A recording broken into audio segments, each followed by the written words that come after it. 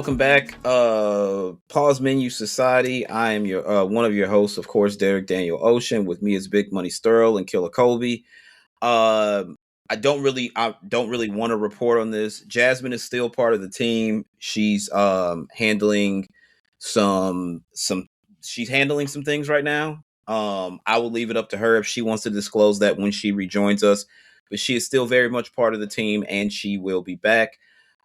Amy is out taking care of family stuff today, so it's just the dude cast. Colby is no camera today because the wife is actually using the webcam. So anyway, here we are. How was everybody's week?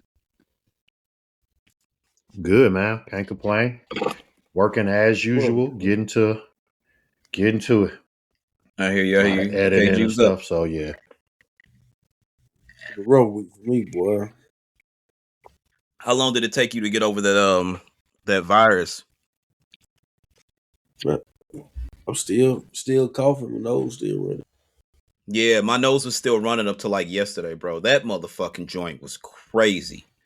Like it just take everything out of you, dog. Like just completely drains you. Like I don't know if I can't say never, but I can't remember in recent memory ever having a virus as bad as that one. It was something else, dog. It just completely fucking out of depleted. nowhere. Yeah, that's how it was with me. It just like I was perfectly fine. We had like a work outing or whatever. We just hanging out at the bar or whatever. Left and felt fine. And then started feeling weird a little later. Laid down for bed, woke up at like 12:30, just the chills. And the next morning just felt like absolute shit. Tried to power through. I ended up only staying at work half the day.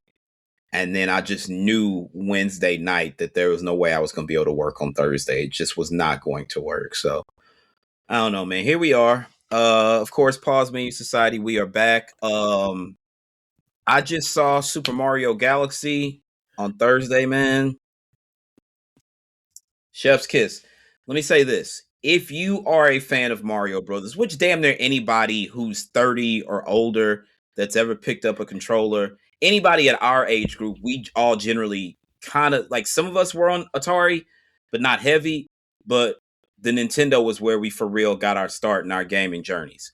So most people have played Super Mario Brothers. If you're a super duper Super Mario Brothers fan, this is a love letter to Mario and Nintendo fans. Just like the stuff I saw in there. I don't want to spoil it, but there's some characters. Super Mario Brothers 2, right? Very interesting story. The version we got here in the US is not the across the board version of Mario 2. So what happened was they would send the games would be developed in Japan and then they would be sent here to the US for the testers to play them. And I think it was Howard. I can't remember his name. He used to wear the bow tie. He was in Nintendo Power and stuff. He was just like, this game is unbelievably hard. So they basically, the version we got was another game in Japan, and they just took Mario and the other characters and inserted. It's called Doki Doki Panic, and they just inserted the other characters in Mario, Luigi, Toad, the princess, or whatever. That's why they're all playable, because the other game has like 4 playable characters, so they had to add all of them. And then we finally got the Japanese version of Super Mario Brothers 2 when we got Mario All-Stars for the Super Nintendo, and it had the lost levels. That's the Japanese version of Super Mario 2. There's some characters in Mario 2 that are owned by Fujifilm. So like everybody's like, why are they not in Smash Brothers, this, that, and the third? And then it's like, oh, they're owned by Fujifilm. They are actually in the movie. I don't want to give too much away, but it's like I remember seeing one thing. I was like, "Oh shit!" And Kennedy's like, "What is that?" And I was like, I had to explain it to her. She's like, "I have no idea." I had to show her a picture. So that was in there. It was really, really dope, though. It's just a complete love letter to like super duper Nintendo fans. Super, super nostalgic. And there's 2 post-credit scenes, and obviously there's going to be a third one. The movie, the franchise is a cash cow already, so there's going to be a third one. But if you're a Super Nintendo fan, a big Mario fan, you should definitely go out and see this movie. Support it. I think it made 100 million worldwide on opening day or something like that. So it's already doing pretty well. The Rotten Tomato score was not great, but the audience score was really high, which just proves this. You can continue to send people to review movies, but if they're not of the culture, they'll never understand it. Like All Eyes on Me, I don't think is a bad biopic, but they sent people from New York Times who are not really part of the culture to review the film. They're like, it's not a good movie. I'm like, that's the closest we've got to anybody like portraying Tupac. Like, remember they had fucking Anthony Ever. Mackie as Tupac. Yeah, like so. I just Alexis Mike. oh my Flex's mic was fucking terrible, dog. I saw a YouTube video like a month and a half ago where he explained how that whole situation happened, and he thought they were bugging. He was like, "Dog, like I don't care how you get the makeup, I'm not gonna look like Mike." But he needed the bread. I forgot he needed the bread for something, and that's why he did it, if I remember correctly. But yeah, it's on YouTube. What's homie name? He's like the new Vlad, but he's real good. Art of Dialogue. It was on his channel, if I'm not mistaken. So yeah, Flex did look crazy in that wig though, and that Flat app as Mike is crazy. Like that was fucking crazy. Flex as Mike, Anthony Mackie as Pac in the big movie, Eminem as White Boy Rick in like the first episode of BMF. What's another bad portrayal? 50 Cent what's playing homie? football. No, what's homie name that was on Moesha that they made Puff in the TLC movie? Lamont Bentley. It was one scene. So the scene where this happened in real life, TLC didn't understand the business and they rushed up into Arista because Arista, if I'm not, Arista distributed LaFace and Puff was in there in real life, in there with Clive Davis, and so TLC rushed in there and they was like, "Sorry, Puff," and they was like, "Sorry, Tough," and they just started going nuts. So I was like, of all the people y'all got Lamont Bentley to play Puff. This is fucking insane, dog. Like, homie playing Big, I thought that was good casting. He played Big in the Big movie and the Pac movie. Derek Lucas Puff wasn't bad, but I've just seen like some terrible portrayals. I'm like, they don't necessarily have to look like the person. I'm like, I don't know who the fuck told you that, but if you're casting a film, the person should look somewhat like their real counterpart. Like that's fucking nuts. Who's my girl? Zoe Saldana as, I think it was Nina Simone. They gave her that big ass prosthetic nose. That shit looked insane. Jamie Foxx killed Ray. I can't really think of no other ones, but yeah, we need better casting directors. Like I can understand if they gave him. I don't know how true it is. Snoop said they wanted Nip to play him in the movie. That wouldn't have been NWA terrible. movie they did. That wouldn't have been terrible. Because I'm gonna keep it a buck. Lakeith Stanfield worked for that movie because it was early. It was like when Snoop met Dre, and at that point, Snoop didn't have the long hair, the braids, the fro, none of that stuff. So it did work. It wasn't terrible. I think Nipsey hair was long as hell too. He just kept it in braids.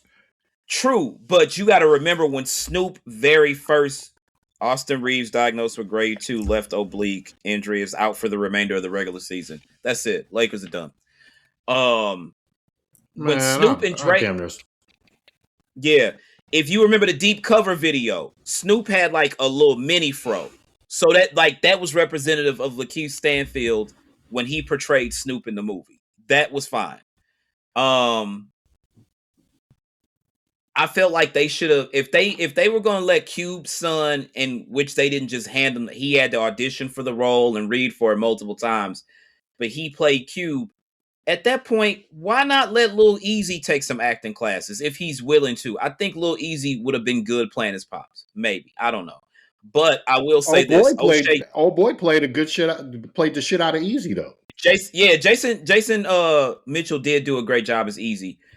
The further we've gone along, O'Shea Jr. is very, very fucking talented. Like what he did in the Obi-Wan show, and he did that one joint Ingrid Goes West. He's actually really, really dope as an actor. So shout out to him. I'm trying to think who else. The nigga that played Suge was decent. The nigga that played Dre in the Pac movie was terrible. Like that was fucking insane. What's some other bad portrayals and good portrayals?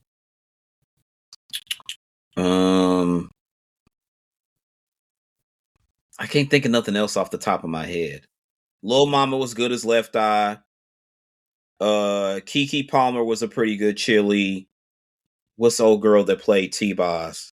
Drew Sidora. She did good. But Anthony Mackie as Pac was just all out, dude. Like the nigga say something for the camera. What's up, motherfucker? I'm Tupac. Nigga, get the fuck out of here, dog. Like that nigga. I remember the first time I saw him, he was in Leprechaun in the Hood. I'm like, who is this nigga? Then he showed up as Papa Doc in 8 Mile.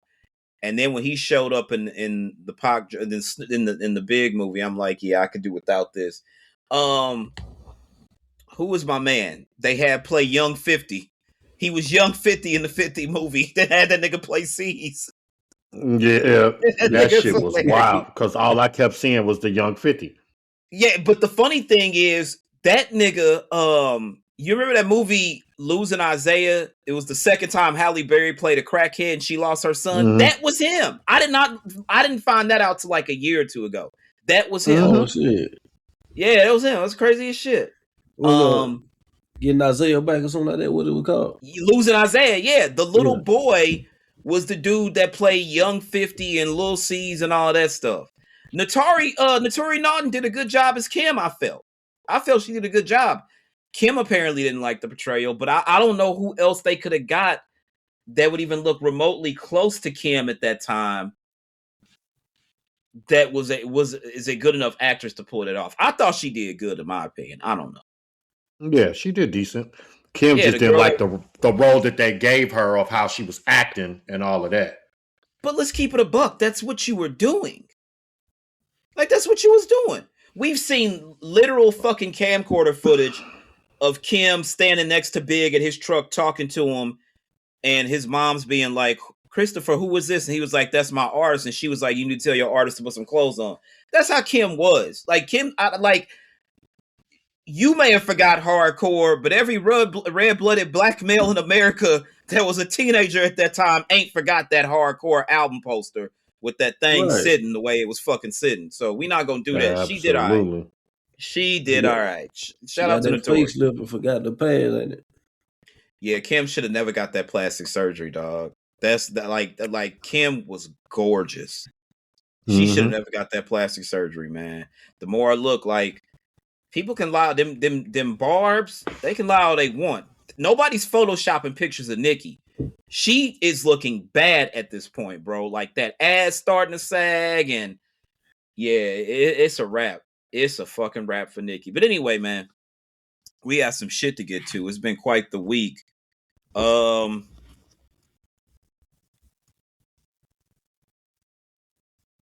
Let's see. Hold on.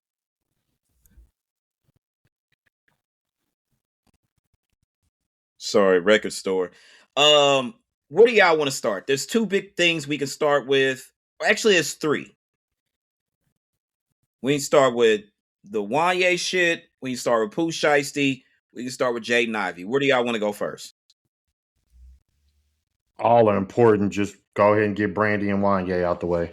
All right, so it's the first up here. Okay, so if you've been living under a rock, Brandy has a memoir coming out. Brandy's releasing a memoir. Already.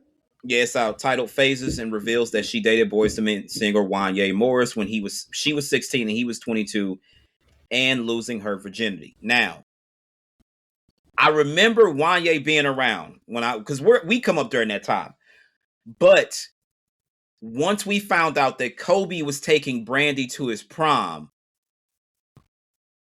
nobody really talked about Wanye no more. But there's something behind that. So, this is from TMZ. Brandy is finally confirming the old rumor that she dated Wanye Morris of Boyz II Men fame when she was just 16 years old and he was 22. The singer and actress admitted to the romance in her new memoir, Phases, revealing the pair started dating around 95, about a year after they met. Brandy says she admired Wanya, who served as her music mentor during the early days, but he quickly weaponized that admiration. Wanya called himself Brandy's boyfriend in private, she says, and though he wouldn't publicly state they were together.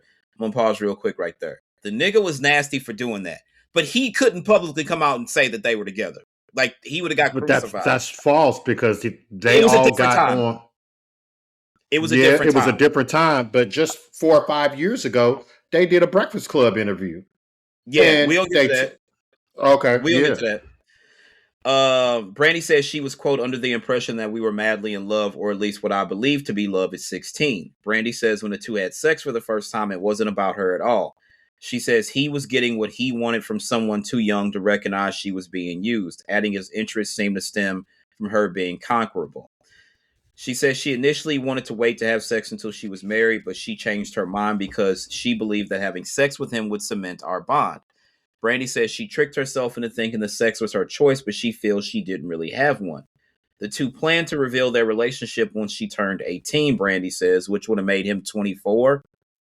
So then does it sound that bad at 24? Because if you look at it from that point of view, if she's 18 and he's 24, now I'm not saying the shit ain't nasty. Let me be clear about that. Yeah, because there's still a word called grooming. So right. Yeah, that's definitely nasty. Point, she would have been a college freshman and he would have been 2 years out, or maybe he's done with undergrad and possibly in grad school. So then people look at it a different way, I guess.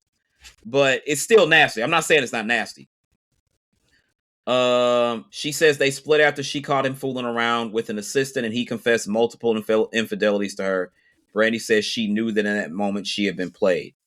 Wanya has repeatedly denied claims the two dated before Brandy turned 18, asserting in 2021 on Instagram Live the two developed feelings for one another after she became a legal adult.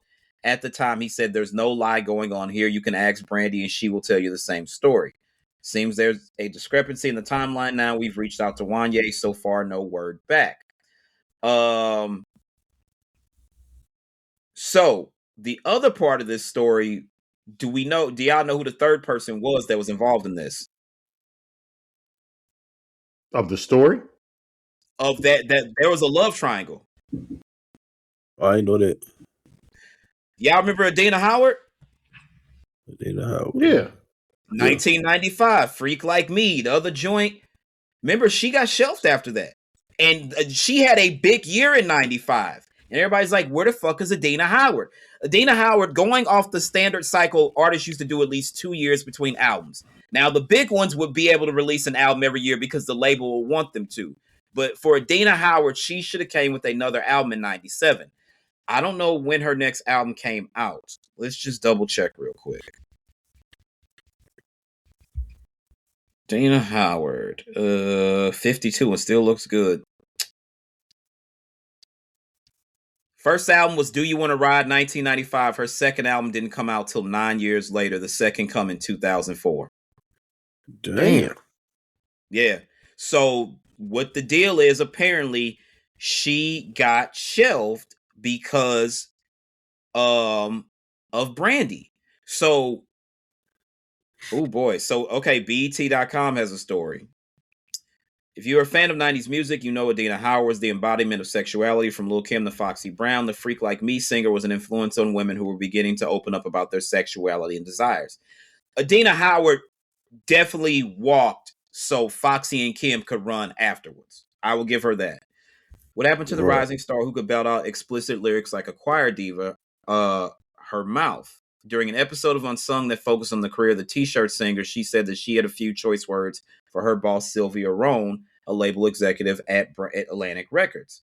According to Adina, she began dating Wanya Morris, the lead singer of Boyz II Men, who happened to be in a relationship with the platinum singing label mate Brandy. Quote, the two young ladies, a lot of their egos get in the way, were kind of going through it about a guy, Adina recalls in that episode. When the tumultuous love affair reached the ears of Sylvia, she spoke with Adina and told her to focus more on her career and let the relationship with Wanya go. Now, they'd be like, why would you tell her that? Because Brandy was the bigger star. No shade to Adina Howard, but everybody kind of knew Brandy was on a path. Like her trajectory was going up this way. Like Clearly. she went to prom with fucking Kobe, and Kobe was like the best player in high school, and it was like, why are we even talking about college? He's made for the league right now. So Adina Howard got pushed to the back.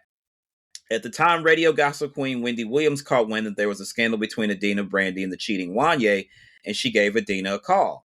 Adina opened up.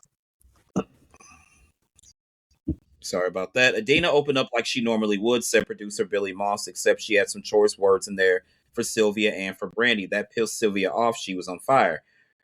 Roget Romain, owner of Mechadon Records, put it perfectly when he said, you have two queens in one castle, and the one that writes the check is going to win. As the result, the release date for her second album was delayed indefinitely. Quote, I said some very inappropriate about the head of the label, and she pulled up the emergency brake and shut everything down, Adina remembers, and rightfully so, because when you have the power to do that, and you don't like what people are saying about you, yeah. So, flat out, that's what got Adina Howard shelved.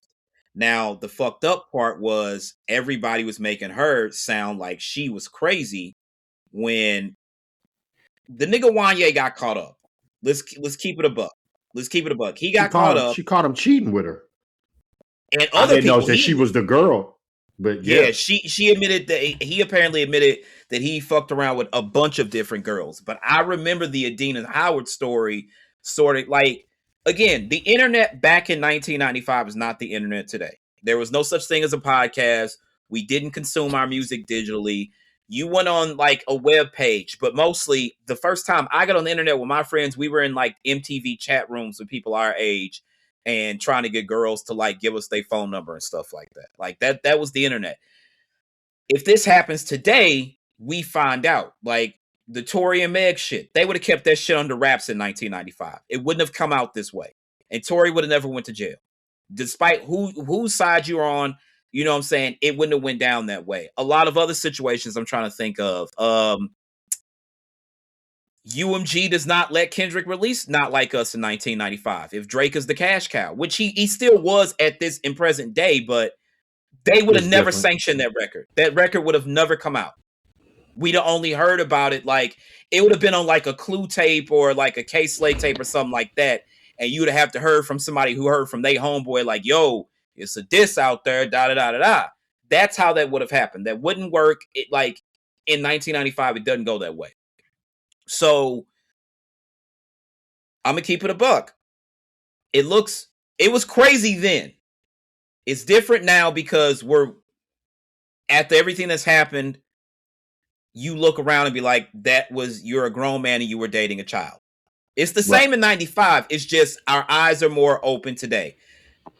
I'm not going to sit here and tell you it wasn't grown niggas that came and picked up the baddest chicks in our high school. That just was a thing. Like, even in the R. Kelly documentary, when Honey Love was out, and was it Vibe? Was it Vibe or Honey Love that came first? Whichever one, he only had the one record out, and he was cruising around the high school picking up on chicks. They should have known something Vibe. then. Vibe was the first. And that was like 92. Like 91, 92. Yeah, y'all should have somebody should have stopped that nigga then. Somebody should have stopped him then. I remember around the same time this was going on, and the reason this probably got swept to the back was there was this girl at our school. Her name was Heather, and she was mixed. She was every bit of 5'11". I'm talking about we in 7th and 8th grade, and we had a play, and I remember it was like about gang violence because I remember. At the end of the play, they played the Scarface song, Never Seen a Man Cry Till I Seen a Man Die, right? Mm-hmm. So they put a bandana around her head and put some lokes on her. Who does she immediately look like? Fucking Aaliyah. Aaliyah. Mm-hmm. So then everybody's having a conversation. Oh, you know Aaliyah married to R. Kelly. I was like, where the fuck did you get this from? Like, because again, the internet was not that back then. But even then, we was like, nigga, R. Kelly like mad grown, Aaliyah like only a couple years older than we are. Like, what you mean Aaliyah married to R. Kelly? We all just thought it was one of those rumors that we couldn't really verify because there was no way to verify. All these years later, 2019, Surviving R. Kelly comes out like, oh, this nigga really was on Nasty Time. Like, the tape alone should have got rid of R. Kelly. That should have been the end of it. They let that nigga get in the studio. That nigga made Step in the Name of Love, and everybody turned their head like they ain't know what the fuck was going on. I'm just saying, and that's why niggas thought I was playing. When the documentary came out, I was like, look, none of this means, I was like, this is serious. But I'm going to tell you right now, y'all keep that nigga away from a studio, because if he gets near a studio and he make another one of them joints, everybody gonna turn their head like this. They gonna act like it never happened. Step in the Name of Love is a banger, but that don't mean we should have let that nigga get away with pissing on them kids, man. Wanye a nasty nigga. Now, to your point, the Breakfast Club interview. That was what, 2014, something like that, 2015? I think it was more recent. I think it was like 2020, 2021. It was right. No, it was before. It was either right before the pandemic or right after. Let's see. Boys to Men Breakfast Club. 5 months ago. Maybe it was very recent. This is crazy. Yeah, it was right before the pandemic or right after. So they must have recently just did it, because the one that where they talk about it, Angela Yee was still on the Breakfast Club, and she's been gone a couple of years now. So that's what I'm saying. It was right before the pandemic or right after. So either way, it's alluded to, which it ain't the first time somebody been on the Breakfast Club. Like, remember when Fredro Starr was on there and Charlamagne was like, yeah, you was getting head from Brandy, and Fredro was like, nigga, I'll knock you out. And he was like, you said, he was like, I don't give a fuck what I said. So the Breakfast Club interview, I'm like, bro, there's a camera and there's microphones in front of you. And Wanye was just talking like he was like, yeah, we did the thing. He said we did the thing when she turned 18. I was like, my nigga. No, when she turned 16. 16. He sure did say 16. Like, bro, do you not know that's illegal as fuck? Well, so the way that people get around it, some states, legal consent is 16. But he literally said we was moving around, so it was several different cities. Yeah, he was like, because he laughed about the shit. They was like, well, it depends on what state you're in. And he was like, we was moving around. It was several different states. And I'm like, I don't remember seeing the interview when it originally took place, but hearing it today, I'm like, this nigga is nuts. And it wasn't just him. All of them niggas was making fun of that shit. Sean Stockman. I think Mike might have been the only one that would nerd. Was that when they was on the outs with him? Yeah, that's what I'm saying. That's how I know it's super recent. It was in the past 4 to 5 years. Yeah, so they joking, and I'm like, even 4 to 5 years, 2019, we still aware that a 22-year-old man or woman should not be with a 16-year-old boy or girl. Like, we all are aware of this. Them niggas would have been in their late 40s at that time. Them niggas, fuck, Brandy's only a couple years older than we are, so them niggas would have been in their late 40s at that time. Them niggas crazy. In their 50s. And I don't know who has kids in the group, but somebody got fucking kids. And if any of them had a daughter, got kids in the industry. He got 4 sons that are actually in the industry that sing, and he got 2 daughters. That's crazy. And Wanye, in no fucking way will Wanye let Chris Brown. Okay, even if Chris Brown was in his early 20s, well, maybe the fuck he would. I don't know, because the niggas seem to think that was perfectly fine. No, he wouldn't. We could cut it out. He would not be on that. Niggas bugging the fuck out. Just bugging the fuck out. Let's see. What else? I had some more on this because this fucking was crazy. Okay, so this is what Brandy says in the book. Quote, the shame ends here. The silence ends here. I was not a fast girl with a crush. I was not a dramatic teenager who couldn't handle rejection. I was not an unstable, obsessive fan. I was a child and he was an adult. And it's time the world understood the difference. Brandy writes about feeling taken advantage of by Wanye Morris, who was in his early 20s when he began dating her at 16. Brandy reflects on their late 90s relationship, revealing it began as secrecy and they hid it from her parents and the public. Nigga, they damn near all hooked up. I'm calling cap on somebody's fucking lying. Because we seen Brandy and Ray J mama on For the Love of Ray J. And she was their manager. Thank you. She was not. Somebody's lying. You didn't hide nothing. Sonya and Big Ray just was like, the nigga got bread, I guess. Because somebody's lying, dog. Had to be that. She said, I was in over my head, sneaking around with Wanye, lying to my parents, had become a constant, she writes, explaining that they maintained the image of waiting until she turned 18 to avoid backlash. So the nigga knew he was on nasty time. As the relationship progressed, she recalls noticing troubling patterns, including him comparing her to other artists like Mariah Carey and becoming increasingly distant. These are things that hindsight you realize are wildly obvious signs of something wrongs. The relationship ended after she discovered he had been unfaithful. Looking back, Brandy challenges how it has been framed over the years, stating plainly, I believe he took advantage. Damn, she also said she feels like she no longer had a right to continue living after the 2006 car accident that left one woman dead. You got to get off your high horse. You did kill that bitch. Like, I don't mean to be that guy, but you killed Shorty. Like, what are we doing? But see, my thing is, I just don't understand. I understand it's your memoir, speak your truth. But if you felt like this, why put it in a book for sale 30 years later? You should have been said something. She should have been said something. But again, why do artists go out and do interviews after a certain amount of time? Because they got something to promote. I don't know if there's an album coming, but she should have been said something. She should have been said something. It's the book. Britney Spears did the same thing. We found out that she had a abortion that, like, she swore up and down she was a virgin. Come to find out, Justin Timberlake got her pregnant, and he was like, we can't have this baby. I read the book. He was like, we can't have this baby. And they couldn't go to a regular doctor to get an abortion because the paparazzi would find out and shit. So they got the pill. She said he made her take the pill at their house, and she was on the bathroom floor in pain.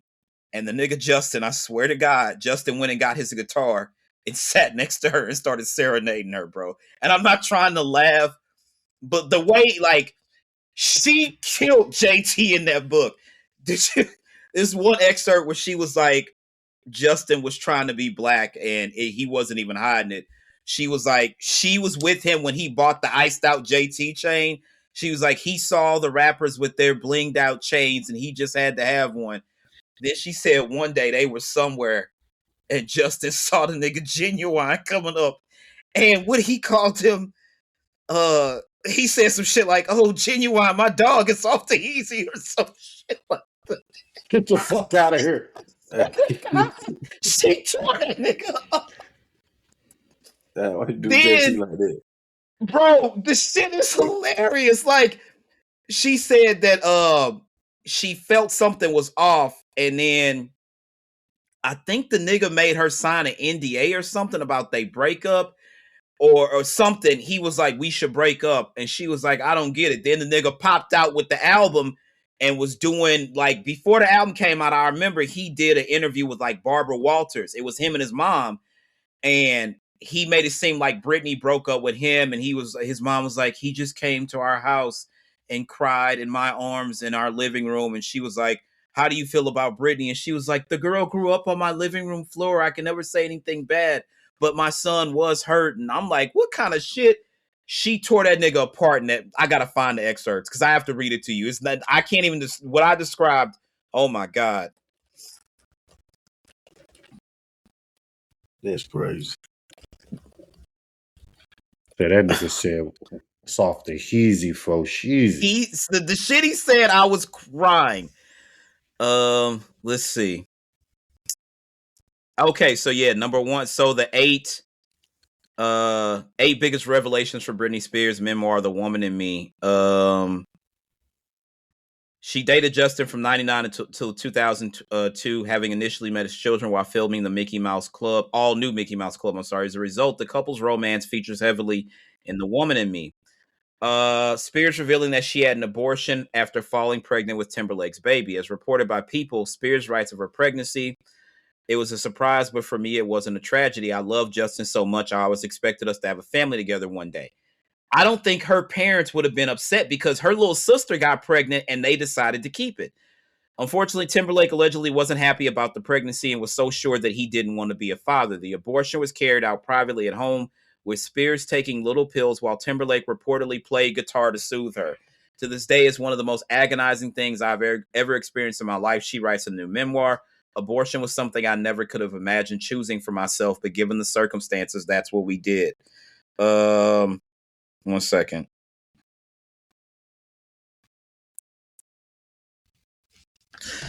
Number 2, Justin Timberlake allegedly cheated on her with another celebrity. In her memoir, Britney Spears, god damn, reportedly discusses infidelity that took place during her relationship with Justin Timberlake. Per Us Weekly, Spears alleges that Timberlake cheated on her more than once during their romance, pointing to an instance in which the sexy back singer was photographed with a member of the British pop group All Saints. Never heard of them. Spears also claims that Timberlake admitted to one of her backing dancers he'd hooked up with someone in Vegas. Why the fuck would you tell anybody that danced for her, dumbass nigga? For her part, Spears also reveals that she kissed someone else while dating Timberlake, discussing the tryst with the dancer Wade Robson, the dude that did the choreo that You Got Served. Mm-hmm. He was at the end with Lil' Kim. Spears states, we were out one night. We went to a Spanish bar. We danced and danced. I made out with him that night. According to the publication, Spears suggests she only kissed Robinson after finding out that Timberlake had slept with someone else and that the incident was her one exception. He broke up with her via text, and the woman, Britney Spears, confirms that Justin Timberlake broke up with her via text message. Spears recalls being devastated by the split, especially when it was followed up with Timberlake's provocative Cry Me a River music video. Describing the video, Spears writes, a woman who looks like me cheats on him and he wanders around sad in the rain, giving the impression that she was a harlot who had broken the heart of America's golden boy. However, the truth was far removed from the narrative being portrayed about their split by the media. Quote, I was comatose in Louisiana and he was happily running around Hollywood. They had a crib together. I do remember that. I mean, yeah, at the end of the day, I got it off before you got it off. Where's the genuine shit? That was the funniest part. Oh, I think I found it.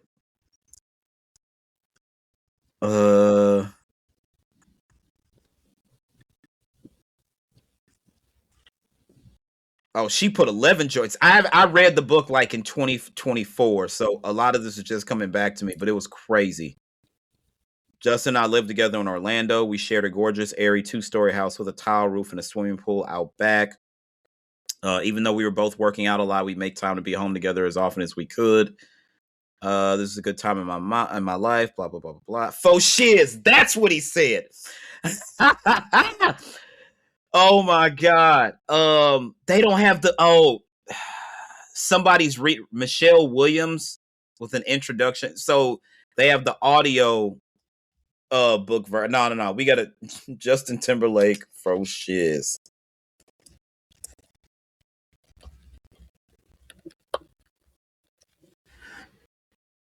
Genuine said he don't remember that. What the fuck? Bullshit. I gotta figure this is crazy. That don't even sound like nothing Justin was saying. He came into the game with a certain. I think he said the shit. I think he said it. I'm gonna keep it a buck. Nah, I ain't buying that shit. Genuine finally addresses the viral part of Britney Spears' bombshell memoir where she claimed her ex Justin Timberlake used a black scent when he first met the R&B star. Genuine says, I definitely heard about it. People were calling about that, but I can tell you that I don't remember that happening.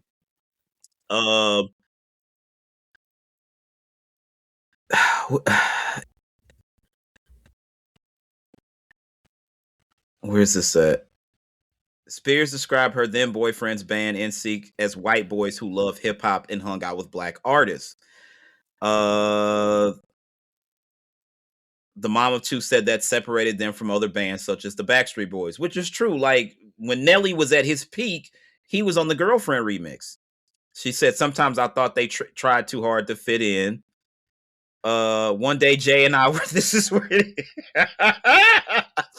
One day when Jay and I were in New York going to parts of town I'd never been before. Walking our way was a guy with a huge blinged out medallion. He was flanked by 2 giant security guards. Jay got all excited and said so loud, oh yeah, faux shiz, Genuine, what's up? That nigga ain't said no shit like that. Get the fuck out of here. He said it. The white boy that's The white boy that sang lead on You're Gone ain't saying no shit like that. I'm telling you now. Nah, he ain't say that. She Y'all added that. That's extra. Not even one part of y'all think he said this. Nah.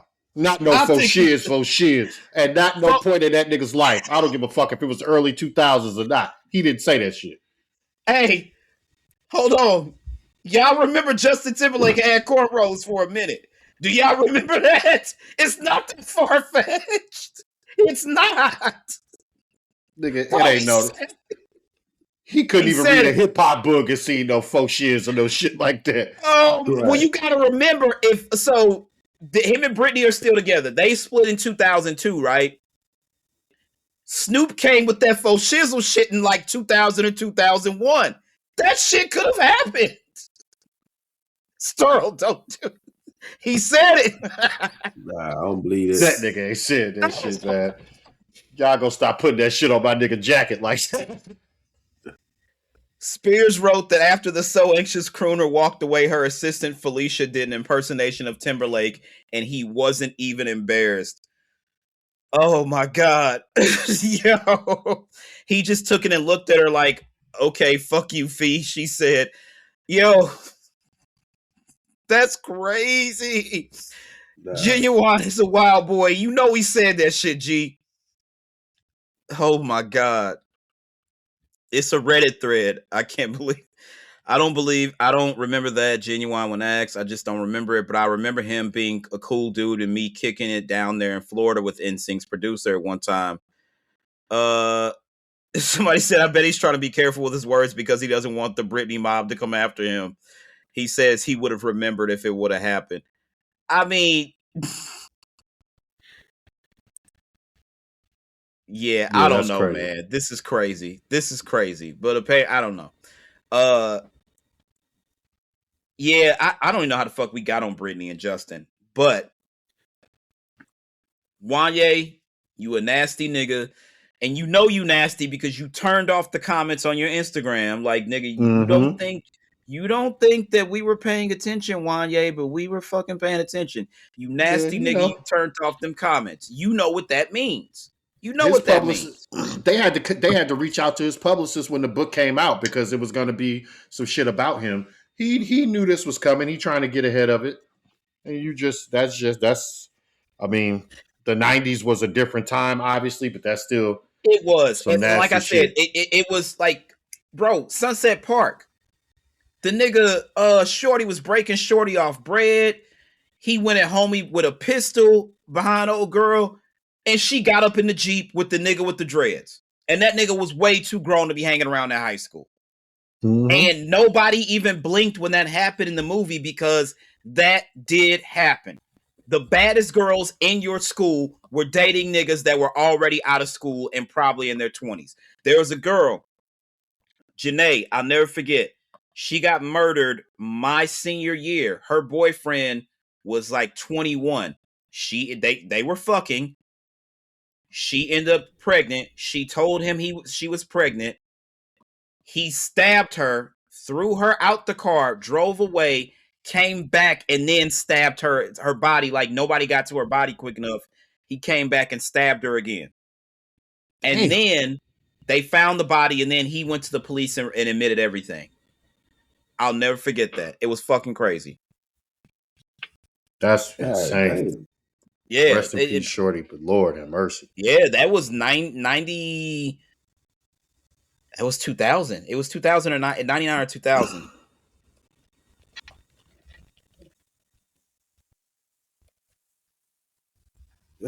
I'm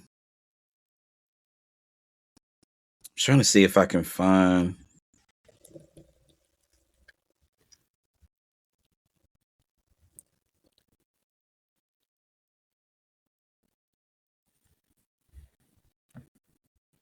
Yeah, I remember like going to her wake and stuff. I remember very vividly going to her wake. But yeah, that nigga was definitely, he wasn't in school with us. He was like 21, if I'm not mistaken. So again, like you said, it was the 90s and people looked at shit differently.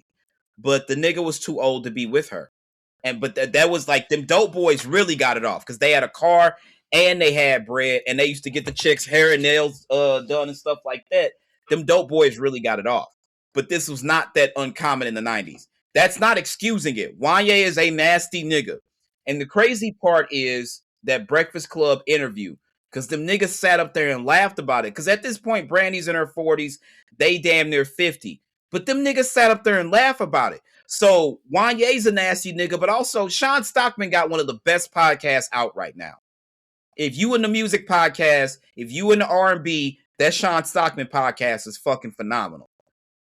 But somebody gonna have to ask that nigga some questions. That nigga Nate, he like him, the deep voice nigga Mike, who did nothing but talk on the records. Like, we gotta have questions for all y'all niggas because y'all knew too. It's a fact. That's a fact. It's just a lot of, I don't know. There'd be a lot of hidden agendas with shit.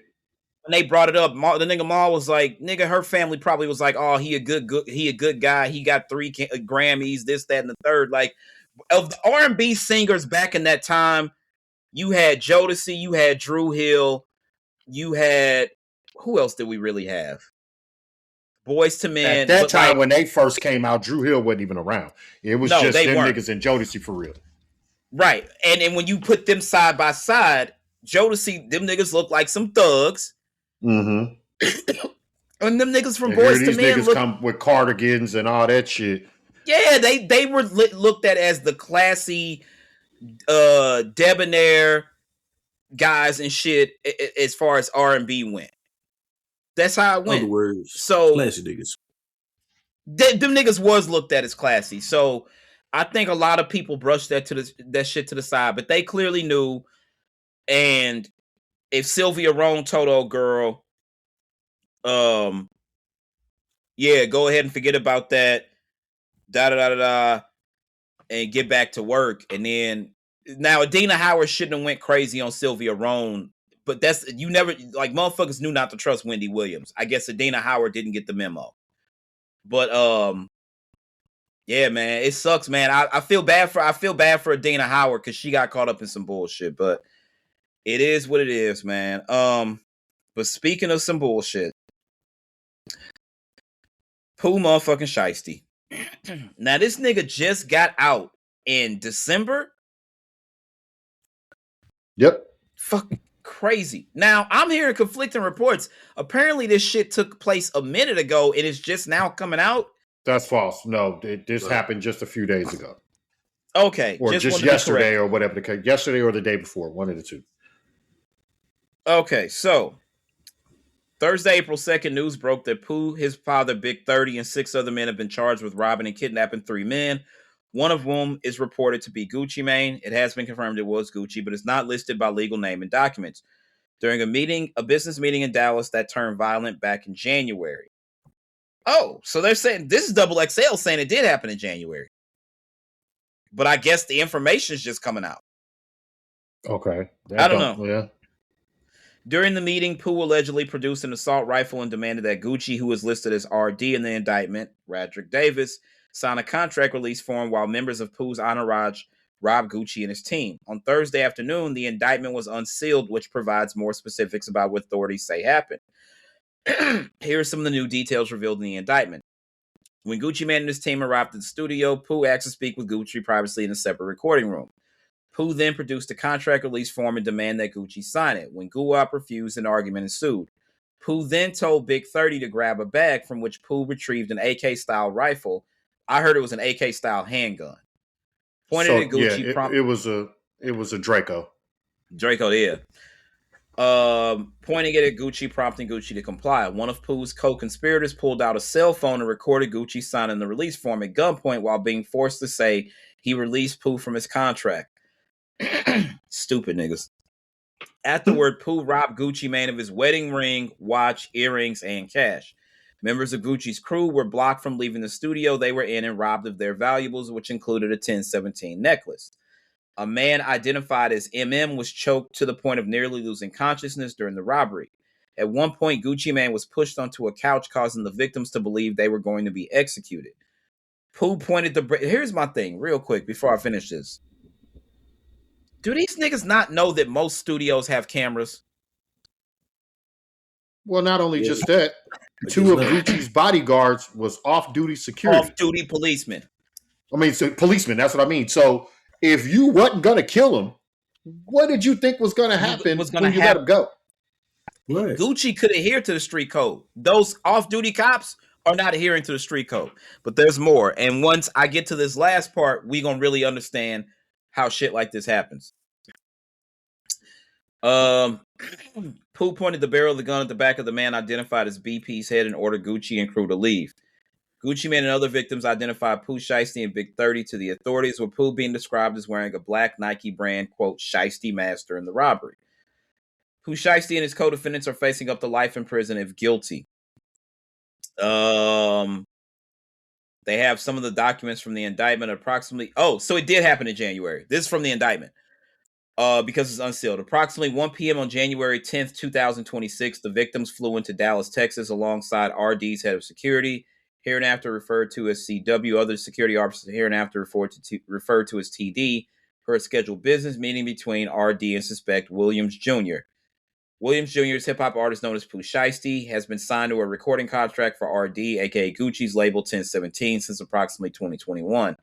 RD and Williams Jr. were scheduled to meet because Williams Jr. was upset with the terms of his contract and wished to be released from his contractual obligations. Williams Jr. had asked RD to come to Dallas on this date so they could meet about business. Approximately 1:45, CW, TD, and the victims arrived at the scheduled meeting location, the recording studio located within a larger office building. These niggas in an office building? You niggas was praying to go to jail. Yeah, so it did happen in January. RD told Williams they... Go ahead. No, go ahead. Go ahead, finish. RD told Williams Jr. they could reschedule their studio session, but Williams Jr. requested to speak with RD privately in the attached recording room.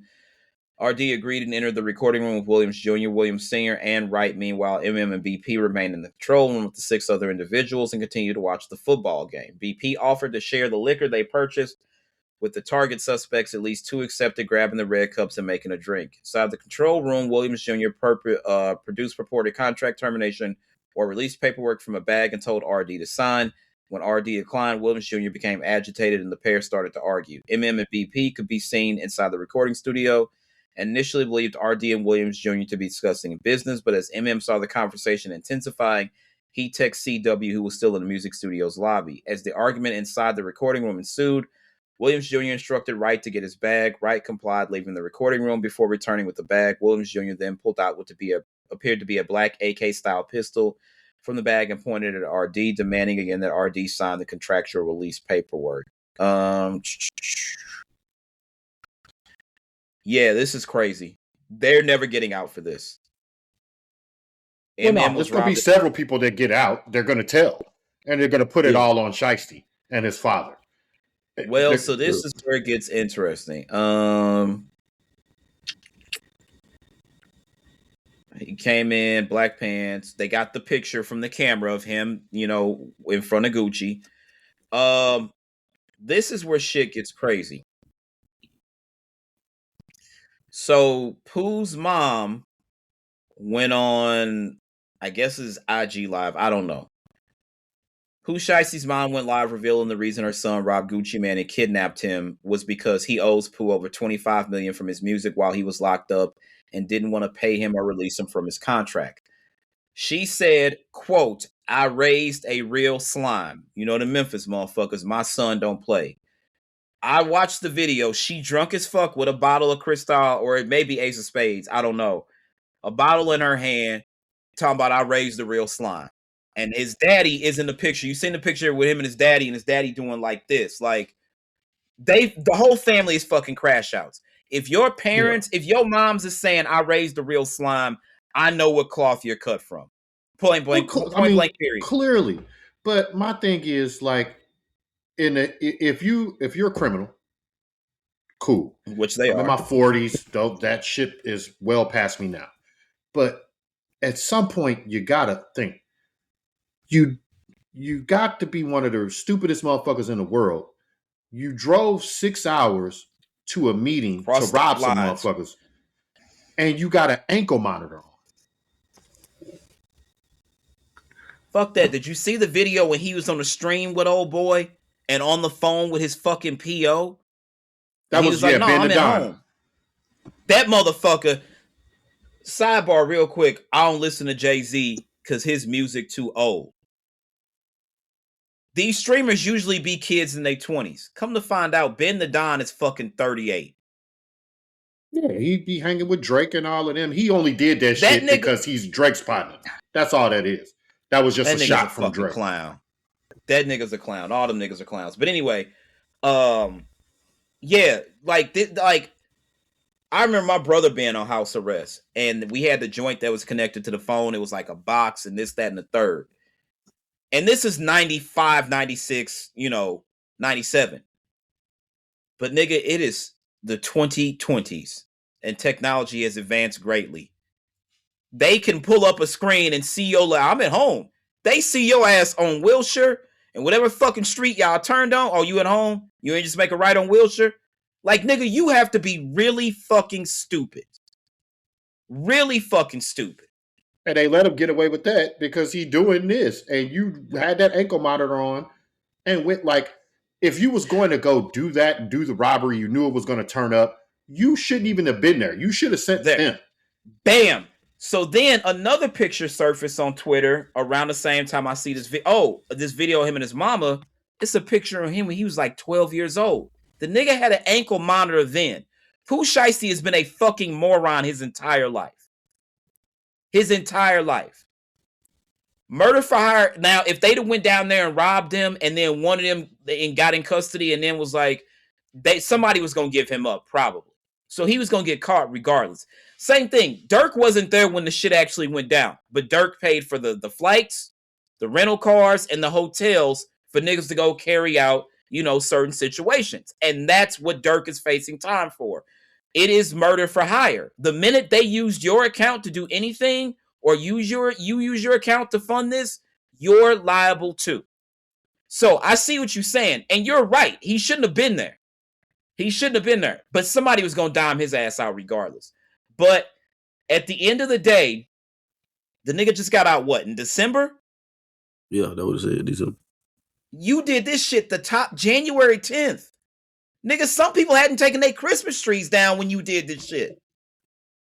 You did, nigga, we 10 days into the new year. And you just got out in December? Mm-hmm. You know what that tells me about niggas like that? You can't function in the real world. You the nigga, you don't know. He'd have been in jail. He'd have been in jail a couple times or whatever the case may be. But motherfuckers is too into I'm living my raps. I got to live my raps. Now you're going to live the rest of your days right in jail. Simple as that. Gucci caught a body on self-defense. I think Cassidy body was self-defense too, wasn't it? Yeah. Yeah. You just catching bodies for the sake of catching bodies so you can finish the third verse of this record. You enjoy the rest of your life behind the bars because that's the life you chose for yourself. Just like that nigga, the nigga that killed Dolph, they just sentence him like a week or two ago or something like that. Yeah, but it's much more behind that. That's inner beef as well. That's obviously true. CMG / paper route beef. So that's the whole city of Memphis is just in shambles at this point. I mean, I get it. If Gucci said he was gonna put you on and he put you on, and you an upcoming rapper, niggas do want to be signed. But you've got to be wary of signing to other artists. You just have to. Well, not only just that. How many times has it worked out? It's worked out a lot. Let's think of the times it has worked out. Okay. Meek and Ross. Drake and Wayne. And that whole Nicki situation with Wayne. Then you got just even the CMG. All of them little young motherfuckers that got put on, Glorilla. It works. Only there are certain times people where it does work, and then there are times where it hasn't worked. And I'm off the top of my head, I can't think of any. But there are some situations where it just did not work the fuck. The whole T.I. camp, none of them really panned out. It worked out. Not a single one. Not a single one. None of them really panned out. It's a lot of people that just but she's more successful for modeling or whatever the fuck she's doing now. You know what I'm saying? Bro, you really, I guess you just really have to live get a lawyer, my nigga. That's the crazy thing. That's the key word, because my thing is, you doing all this and you don't even know the business. Even though he signed that paper, you signed it under duress. It doesn't matter.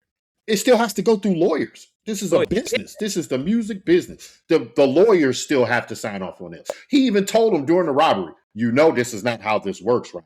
I'm signing this, but you're still going to be signing me. All of this, it has to go through lawyers. And he told him, shut the fuck up if I kill you. Okay, stupid nigga. Easy, that Drake getting released, all them, when Suge went to Easy to get all them released from their Ruthless contracts. The shit happened, and Easy promptly contacted the right people and was like, they made me sign this contract under duress. So for all that shit Suge thought he accomplished, Easy still got paid off the Chronic. Easy got paid off of Drake for a couple years. A couple years before he died. You can't make somebody sign a contract under duress. It's null and void. But again, at the end of the day, get a fucking lawyer, my nigga. I'm not saying everybody got to call up to Rock Nation like, let me talk to Hove. I need Hove to help me out. That's not going to happen for everybody. But I'm sure, not even if Hove, I'm sure you might have been like, I can't really help you, but here's the name of some people who can.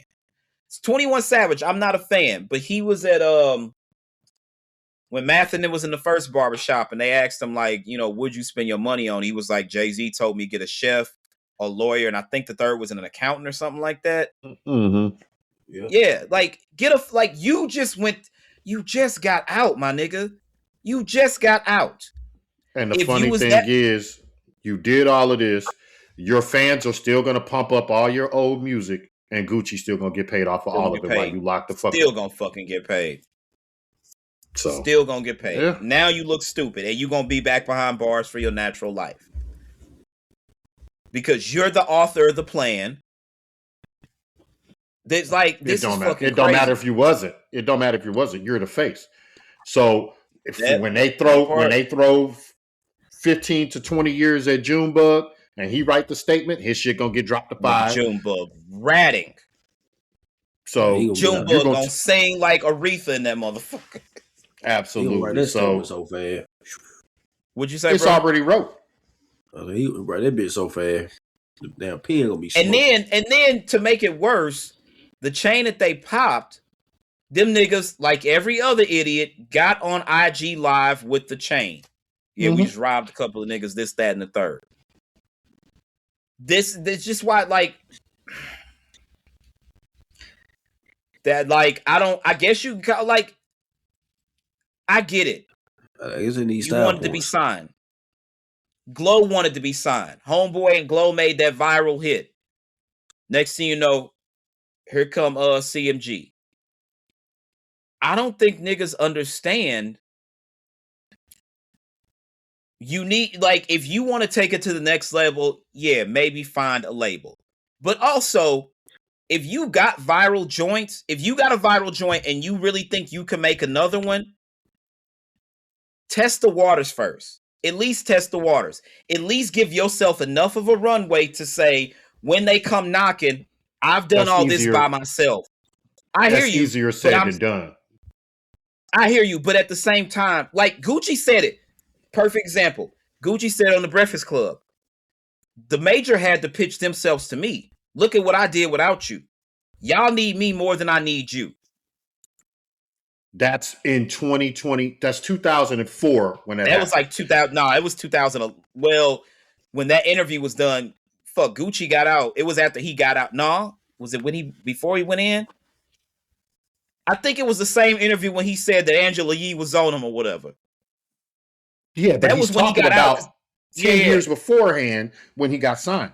My thing is now you need so much more money and so much more marketing to do that shit independently. I mean, let's be real. Glorilla, for a fact, when she made that first record, look at how she looked compared to what she looked like now. Difference. I'm talking about you can tell she went and you can tell one of the first things they did was put her in with a dentist. Mm-hmm. skin routine, all that stuff. Glow, like the true glow up. The true glow up, You right? gotta have a bag for that true glow up. You can't just, as an independent, it's just hard. I get it. It's super hard. But like, this is the risk you run when you sign that deal, and especially if not now that I know what I know about his parents. Gucci said, "We gonna give you X amount of dollars," and his family was like, "Sign. We up. We up." Anybody else? It's a reason Cube was the first one to leave NWA. It's a reason because Cube had a mother and a father in the house who were hardworking people, and they just wouldn't know dummies. And Cube wasn't a fucking dummy. Cube looked up like, and the people think that's just some lines in a movie. No, nigga, we eating Fat Burger and he eating steak and lobster. There's a difference. Dre like, nah. Nigga, you're producing all of this. Do you know how much money you're losing out on? Like, are you crazy? Yeah. I mean, my thing is, after a book is a book, and a track record is a track record. You in 2026 or in the past couple of years, and you still signing fucked up contracts, you just want to be in that position at that point. They're just looking at what they get now instead of what they get. At the end of the day, they gonna give you some bands, and they gonna take it and put a chain around your neck, and you gonna think you up. And then, because they show the video, all this shit starts flooding the timeline now. Gucci bought that man a slime green Jeep Grand Cherokee. Now, nice vehicle and all, but that's how you keep a nigga stupid. All them years, like them niggas came out and said it. I forgot who said it first. It was Turk. When Turk got out and he started doing the podcast circuit.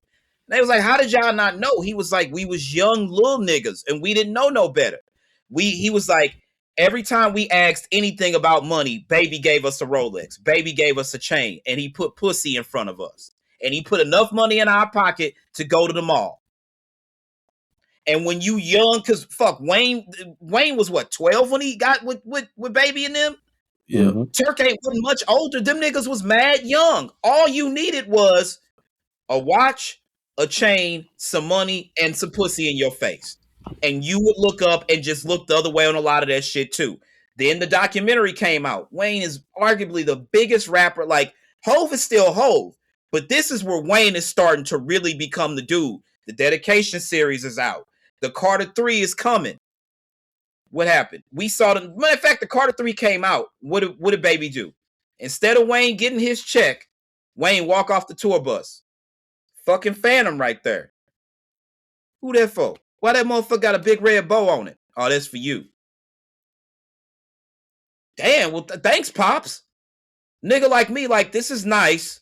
How much of this, how much does this count against my budget?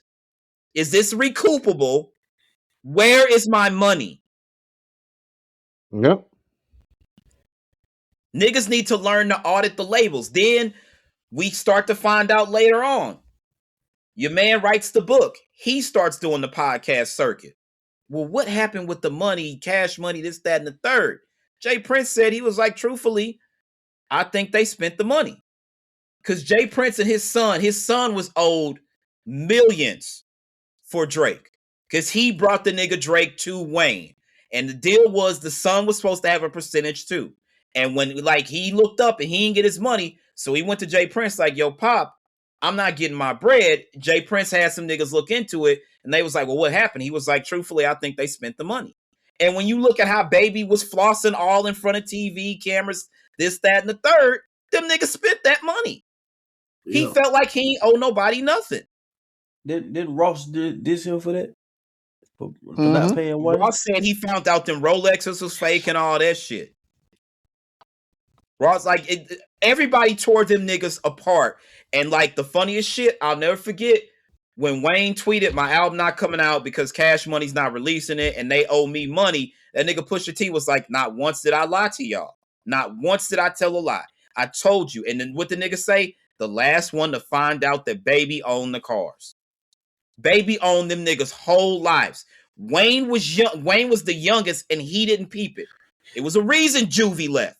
Turk was in jail and didn't know any better. It was a reason BG left. Pooh looked at everything he saw. Them niggas got that nigga Gucci got diamonds. That nigga Gucci got the wave. Gucci that nigga. I signed to Gucci. I'ma be that nigga. My parents are fucking morons. They running around. They acting like I'm acting, and they my motherfucking parents. Then I seen how his mama was dressed. She had the extra long ponytail. Her titties was out. I'm like, you was a hot 14, 15 when you had him easily. Y'all motherfuckers grew up together. You don't know any more than he does.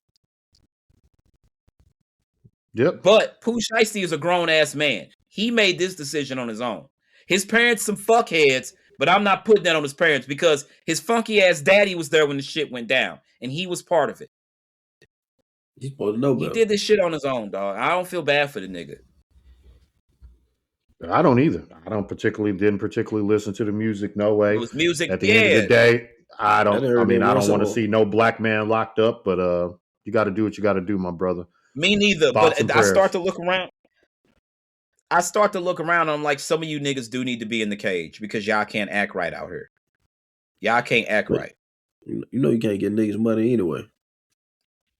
You can. It's just got to be the right niggas. You have to like that nigga Drake drives me crazy with. But that nigga. Here's the thing.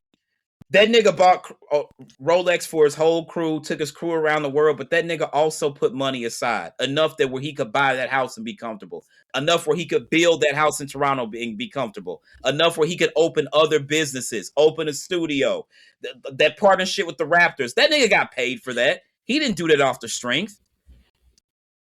Oh yeah, no, he was an ambassador. He did the right thing. Yeah. You look at Kendrick when there was like, what is Kendrick spending his money on? He ain't got no chains. He just started rocking a chain. That nigga Kendrick took his money and bought real estate. The nigga Nip put the money back in the hood. Nip sold them CDs at what, $100 a pop? Hove bought 100 of them shits. Mm-hmm. And motherfuckers told him he was out his mind for that. Told him $100. Ain't nobody buying that shit. The crazy part was he charged $100 for it and then put it on that piff for free.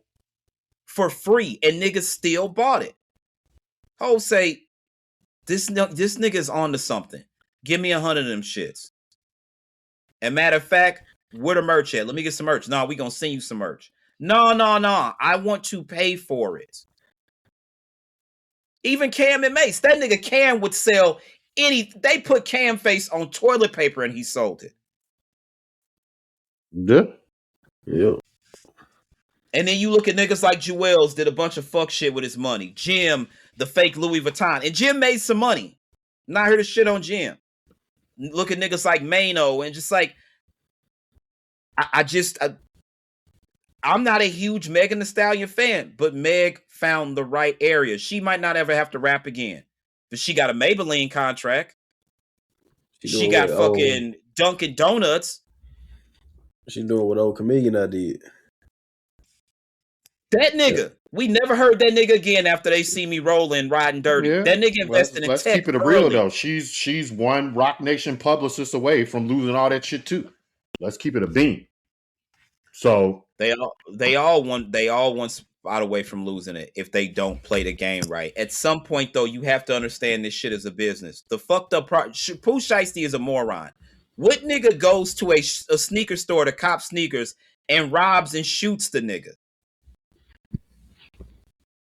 The same nigga that goes into a strip club, drops money, somebody picks it up, and you shoot the whole strip club up. You thought the nigga robbed him, so you shot the club up. He lucky he only got the time he got. They supposed to send that nigga away for way longer. The feds picked this up. He's going for the long haul. He's done. Yeah, he's done. He'll be out there for a lot of years. So I'm predicting 30 years off the rip. What y'all say? 25 to life. Yeah, that's what I'm about to say. They're gonna slam dunk him. You got to think the feds is coming off losing and looking real stupid on the Thug trial. They're gonna slam dunk him. Trial. Yeah. They lost the murder in case. They can't afford to. They like the Rocky trial wasn't a Fed case, but like hip hop is making the authorities look kind of stupid. Rocky fired a gun into L.A. and still walked. You know what I'm saying? They gonna make an example out of Pooh Shiesty. It's a rap, dog. Yeah. They gonna make an example out of him and Dirk. Dirk is not getting out. No, Dirk is about Dirk's lawyer. They actually flipping it. Don't be surprised if Dirk don't get off. Mark my words. That's fucking crazy. That's fucking Don't be crazy. surprised. I don't know. Another nigga in pistols and whatnot, man. Your man Jayceon Taylor from Bompton, California. The game reveals he shot someone who tried to kill him last night. This was on Thursday. So apparently this took place Wednesday. Quote, to the niggas that shot at my truck, I hope your homie bleed out on the way to the hospital, bitch. What's up with this nigga, man? I feel him. But I'm just not in a rush to go to the internet and let niggas know I shot somebody last night. I'm not doing that either. I feel you on that. I just we already said. Cassidy, self-defense. Gucci, self-defense. Niggas do have to pull out. I'm sure it's other rappers. Lil Baby or whatever. No, the Baby, self-defense. The Baby, self-defense. Yeah, the fuck, Ghostface Killer, self-defense. But, nigga, you ran to the internet. I just, it's... Somebody say, I don't believe... So somebody says, I don't believe nothing this nigga say. Nigga talking about GTA. Somebody else said, I couldn't imagine shooting a nigga and the first thing I do is come to the internet and announce it. Somebody else just he lying flat out. Imagine posting this on the internet for clout. Yeah, look, man. I love game, but how does that nigga now? Approval. Like they're looking for approval from somebody. He's still looking to get hot, but it's like you got great music out, nigga. Right. You got great music out. Now, it's not promoted for real. That's an issue. Because that mixtape and then the deluxe of that mixtape is fucking crazy. But you don't see no promotion on it unless you listening to a hip-hop podcast. Yeah, he's 46. I was just searching for it. Okay, so, yeah. What are you doing, bro? Like, his oldest son, he's at the point now where he could end up being somebody's grandfather, like, within a year's time. 9 months' time. What you doing, dog? Like, what are you doing? And because this game, these people ain't wrong. He lying. This nigga lying. He's lying. Like, Game the only nigga I know. You ever see that picture of him and Pac? No. You ever seen it? No. So, it's a picture of Game and Pac. The only problem is, for Game to have met Pac died in 96. If Game is 46, he's 2 years old. He's 3 years older than me, right? If I'm 14 when Pac got killed, Game was at best 17. It's his current face. So somebody was like, "This nigga's lying." I'm thinking, yo, it's just somebody else saying Game lying. They found the original picture. It's Pac with a Hispanic dude. Game had some nigga take his head and put it on the Hispanic dude fucking body. See, that's weirdo activity to me. Like, I don't understand this shit like that. Like, so this is why I'm dead. Y'all really never saw that picture? Nah, I ain't see that. No. Hold on, bro. I gotta find that joint. I'm not joking. It's real. It's real as fuck. Oh my god.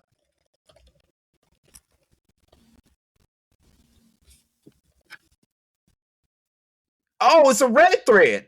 Oh my god. The game discusses Photoshop Tupac picture. Oh my god. Gibbs posted a pic of him next to his Tesla and captioned something like Gunna was photoshopping Tupac. But wait, what?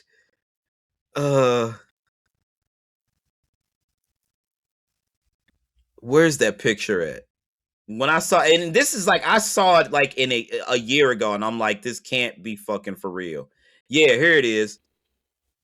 He posted it on his fucking IG. Be crazy, man.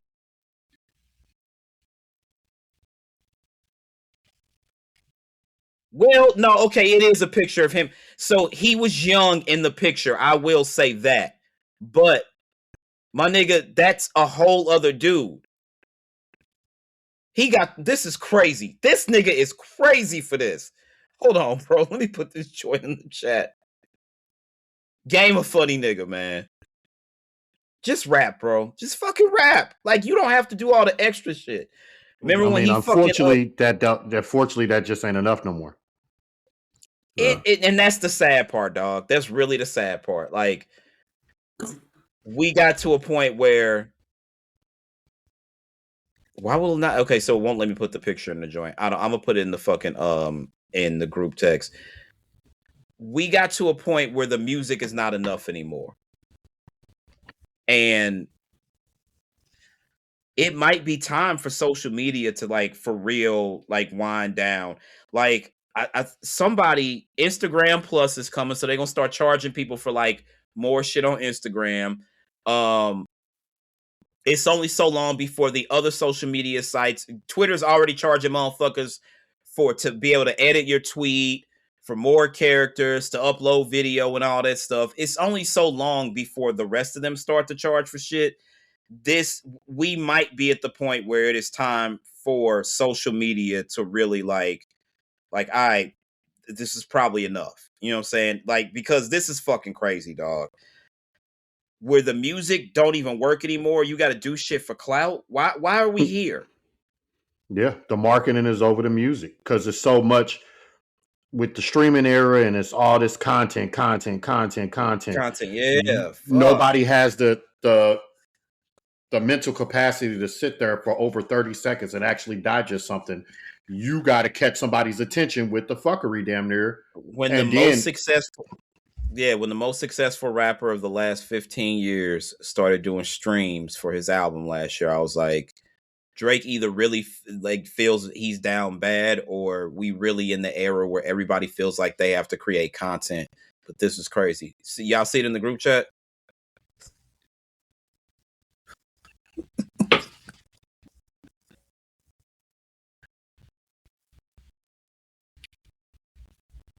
Look at this nigga, man. You see what I'm saying? The outfit the nigga wearing is even a Mexican outfit. Like, come the fuck on, dog.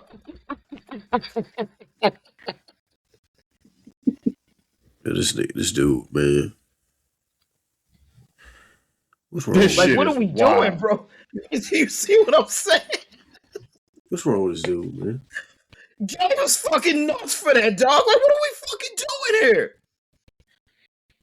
Then he posted the shit. Rip to one of the realest niggas to ever do it. Ain't no me without you in the game. The effect you had on the world will forever be appreciated. Your music, your words, your love, your encouragement, your existence in a world full of misguided youth will never be forgotten. I'm a better person, poet, friend, and father because of the lessons learned through your music. Your mind was one pure. Oh my God. If the Mexican dude's still alive, I'll sue the shit out that nigga. Fuck, you just gonna take my head off my body. Right. Niggas is weird. Bro, that's the craziest shit. Remember when Game first came out? Remember we was riding for that to that album for a minute. And then he did a feature for somebody. Yeah, and then he just kept, I'll never forget, you was like, if this nigga name drop one more album, more artists, I'm not fucking with the next album. Yeah, bro, that shit is just, I mean, that nigga can rap. That nigga's a top tier rapper. He really can. It ain't too many niggas that want to go at the game. But when he get in album mode and that nigga just get the naming 150 dead motherfuckers, that's lazy ass right, bro. Come the fuck on, dog. I was with Diddy when Melissa Ford. This was God damn, nigga. I was up at Def Jam with Ja Rule said you were not there, nigga. Stop, man. Bro. Remember when Nip got killed and then Game first record after that, he was rapping and using Nipsey flow, and I was like, everybody's like, yo, nigga, like, do you understand that we know who you jacked that from? Like, what are you doing, bro? That nigga's, I don't know, is it? Game. And he got some joints. I listened to the Red album like a week or two ago. I listened to Doctor's Advocate. He got some shit. But the funny thing, I was just gonna say, you don't need to do this because you got fire music. But to your point, I get it. Content is key right now. But Game was doing nutball shit before content was a thing. And that's my problem. And that's why he was selling like that. Yeah. That nigga's nuts, man. That nigga's wild. Like, Game is a nutty dude, bro. Shout out to Game, you fucking crazy ass nigga, you.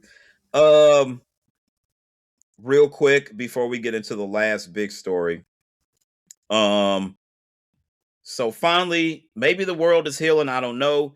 Netflix is reportedly removing the household sharing ban after a 15% drop in global subscribers. They get it. Someone said they need to fire that CEO, bans account sharing, and then after seeing how terrible their numbers are, increases pricing. Continues to increase pricing despite claiming they only care about viewership metrics. 2 years later, capitulates after doing so much damage to the subscriber base / business model they've likely prematurely boxed themselves into cutting prices to stop the bleeding. Netflix removing password sharing after losing 15% of subscribers is like restaurants raising prices after half the customers left. They really tried to fix the problem by creating a bigger one, the comeback of the piracy era incoming. I think that a lot of people some people still pirate content. The Pirate Bay was like the place to get, like, you could get albums there, movies, video games, all that shit. I'm not gonna hold you. One day I went to the Pirate Bay and they had a federal block on that motherfucker. I was like, nope, not today. This not shit right today. off my computer. Hey, bro, deleted that shit out of my favorites so fucking fast. I'm talking about, I was like, maybe I should reset the factory settings and restart this profile, because ain't no way I wanted to get caught on that shit. But I see why piracy is coming back. This shit is crazy. It's like, kudos to Netflix for dropping that stupid ban. But I don't think everybody's gonna follow suit. Remember, Hulu did it after Netflix. Disney Plus did it. Yeah. Who else put that ban on? Paramount was talking about doing it. It's like everybody's doing this shit. Like, this is the hole we created for ourselves. 10, 12 years ago, everybody's like, you don't need cable, cut the cord, we can stream everything. Everybody had the little black box and all that shit. We get everything for free. We get the fight for free. We get this, that. Then the fight crashing and shit like that. I'll never forget Jesse and Dominique had that fight party. We had to try like 18 different streams to get that shit to work correctly. I'm talking about, they were halfway through the first round before we found a good one. That shit is tough. But I mean, at the end of the day, whoever has the power is going to be the monopoly. If you go back to cable, they're going to go back to busting our ass and this and that. If you do streaming, essentially, if you want to watch Star Wars, or you want to watch the Avengers, or every Marvel film, you got to have Disney Plus, and I think they went up to like $10 or $11, right? Yeah. If you a WWE fan and you got to watch Monday Night Raw, you have to have Netflix, right? If you want to watch WWE pay-per-views, you got to have that ESPN shit that's $30 a month. So right there, we're at what? 10, 40. ESPN that's like Plus. It's so we had like $60, $70, right? Just off those three. Then let's say you really like Landman. Landman's on Paramount Plus. Throw another 10 on that. Like, it shows on Apple TV Plus. Throw another 10 on. Before you get, like, when you want Amazon Prime, now Amazon is now charging you extra money to stream in 4K. This shit is insane. By the time you get done, you're paying a cable bill and then some. Just to watch the shit you want to watch. HBO Max. Power, because Stars, so you got to have power. You know what I'm saying? Like, hey, you got this, I got this. Let me get your password, you get my password. And them niggas is like, nah, we not doing that. No, what motherfuckers is going to do is, at the end of the day, my show is only on at a certain time. At a certain time in the season. So I'm going to cut this bitch off and not have it. And when you put my shit on, I'm going to pay for it to come back on, watch my shit, and turn it back off. You ain't going to fuck me. I'm going to figure out a way. I used to do this shit is crazy, man. I think a lot of people did. When that Mortal Kombat movie came out, I bought it for that month. Yeah, turn that bit right back off. This shit is just it's restless, dog. Like the internet is a great invention, right? It's made the world smaller. It's helped us tap into all types of different things. It's helped us do this. You know what I'm saying? We all in different fucking states recording this podcast. You know what I'm saying? The internet has made all of this possible. However, there's also the bad side of the internet. Motherfuckers finding out information about you, about your personal life, and all that shit at the drop of a dime. Like, there's no for real safety. I haven't been on Facebook in years, but the last time I was on there, that shit wasn't safe, dog. None of that shit was safe. Like, you got people using the White House account using, pop stars music and then being like, you take this down right now or my attorneys will contact you with the cease and desist. This shit has got real fucking crazy. We in the wild, wild west days of the internet. And there's gotta be something. There's gotta be regulation. But if nothing else, this streaming shit has got to be, we got to get this under control. Because this is fucking insane. And they know they fucked up because they started partnering. Apple partnered with, I think it's Peacock. There's an Apple and Peacock bundle and shit like that. And like just Paramount, like Hulu is Disney Plus, Hulu and well, ESPN. that's because Disney acquired Fox. So Hulu was a Fox property, so they got that in the acquisition. But you're right, it's the same fucking thing. They're all partnering up because we can give you this bundle. It's like, I hear you, my nigga, but like, we got to get this in check. We got to get this in check. This is where the regulatory boards are supposed to come in, the FCC and stuff like that, and put this shit in check. But they're not doing that because of all the bullshit that's going on with the government and the fucking idiot running the country and stuff like that. They're probably sliding them a check. And they probably are, because Trump helped facilitate. Remember, Netflix put big money on the table for Warner Brothers. And again, at that amount of money, it has to be ratified by a regulatory board, which would be the Federal Trade Commission here in the U.S. Trump knows the people. He's in good with the people that are in charge of Paramount Plus. And he was like, you say the word, I'll make that go away and I'll help you out. And Paramount came with a really substantial offer. But the Netflix offer was much more. And I think like 80% of it was cash. And I was like, how the fuck did we get here? And they were like, Trump pulled that card. He fucked with the people over at Paramount heavy. So they called in that favor. And now they got Warner Brothers. This shit is crazy, man. I don't even know nobody that got Paramount Plus. I got it. Because I watch NBA for every fucking thing. And now they got NBA games on there. So. And they have, you got to remember, Paramount is your CBS. So if you like during football season, if you're a fan of a team in the AFC, that's a game that's going to be on Paramount. If you want to watch a Chiefs game or something like that, if they not like the game of the week or something like that, if you a Jets fan, God forbid, if you want to watch your Jets, you got to if you don't have traditional television, you got to have a streamer, you got to go through Paramount to watch the CBS games, which is the AFC games. So it's all just a crazy clusterfuck. I usually go ahead and scoop that NFL network. But that Sunday ticket, remember, it was pricey when it was with DirecTV. How much is that shit now on the YouTube TV?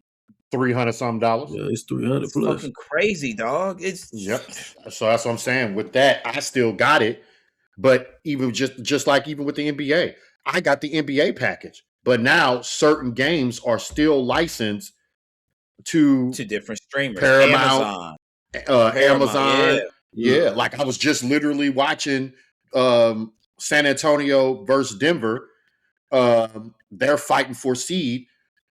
Go to NBA TV. You go to the League Pass. You got to watch it on Amazon. I was just literally watching.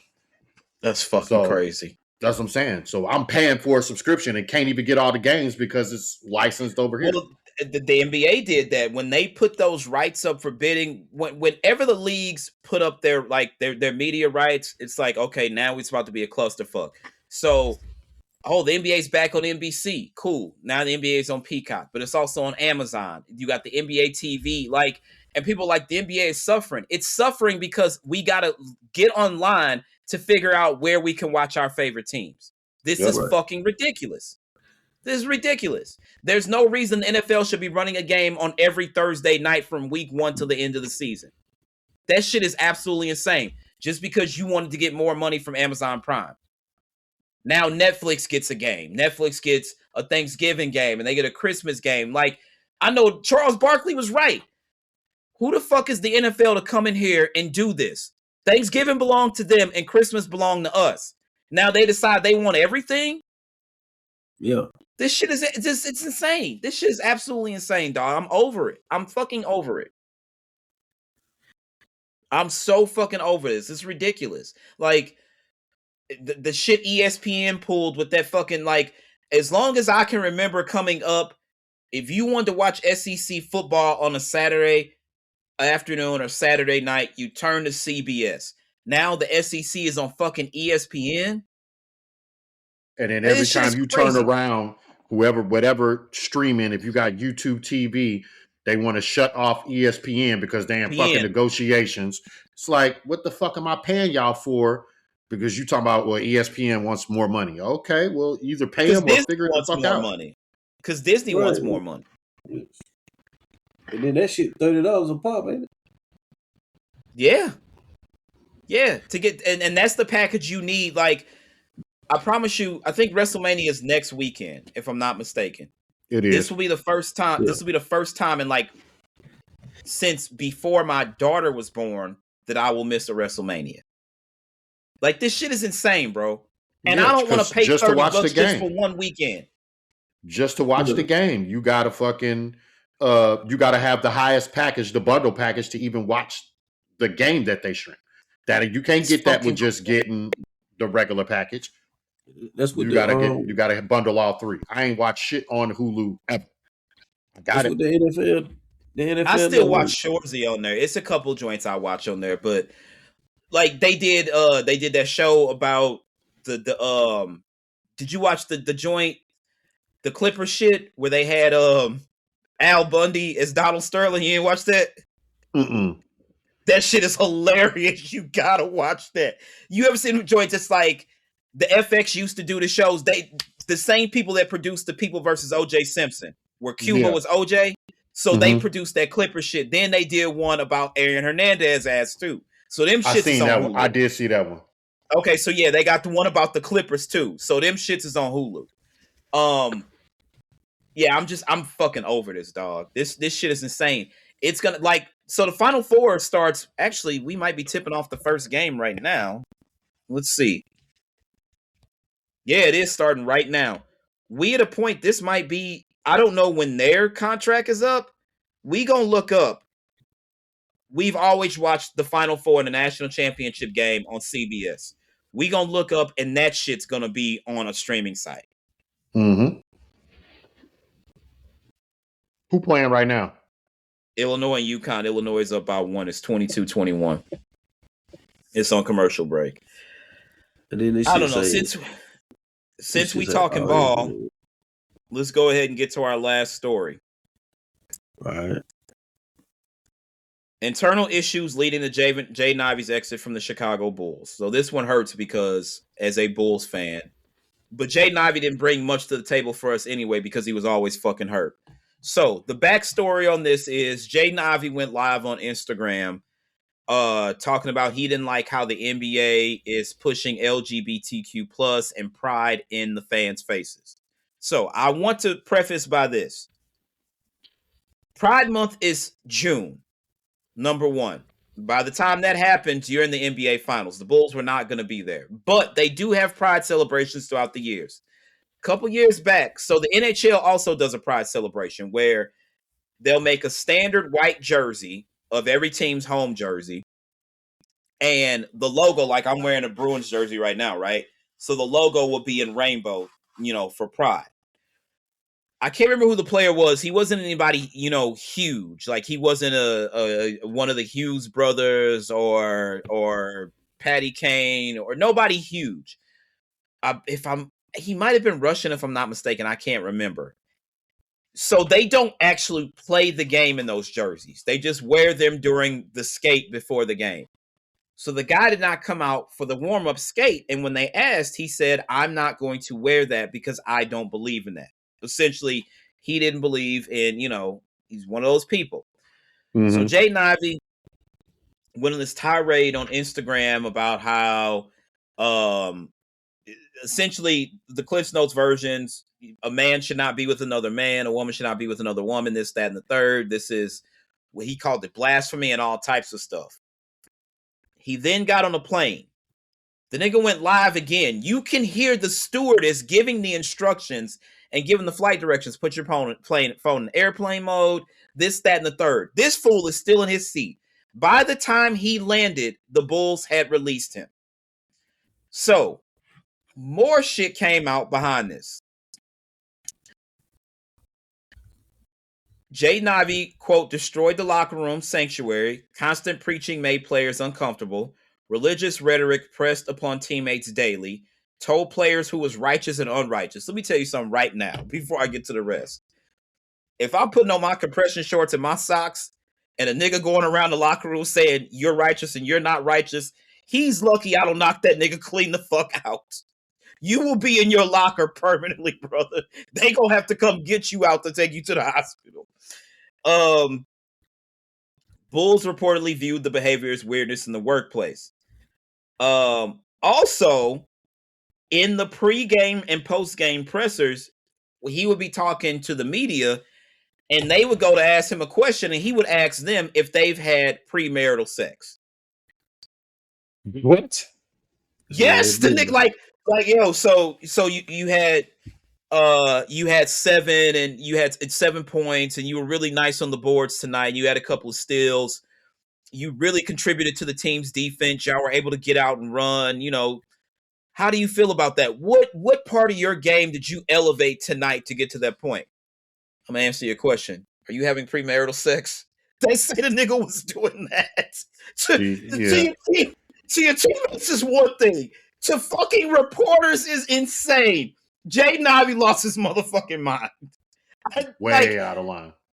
Here's my thing. I know so many gay people, it doesn't faze me. We had gay friends growing up. We knew. The very first time I met you-know-who, I was like, I'm pretty sure. And then the crazy part was, it's just like, yo, we homies. Y'all can come out. We know. Yeah.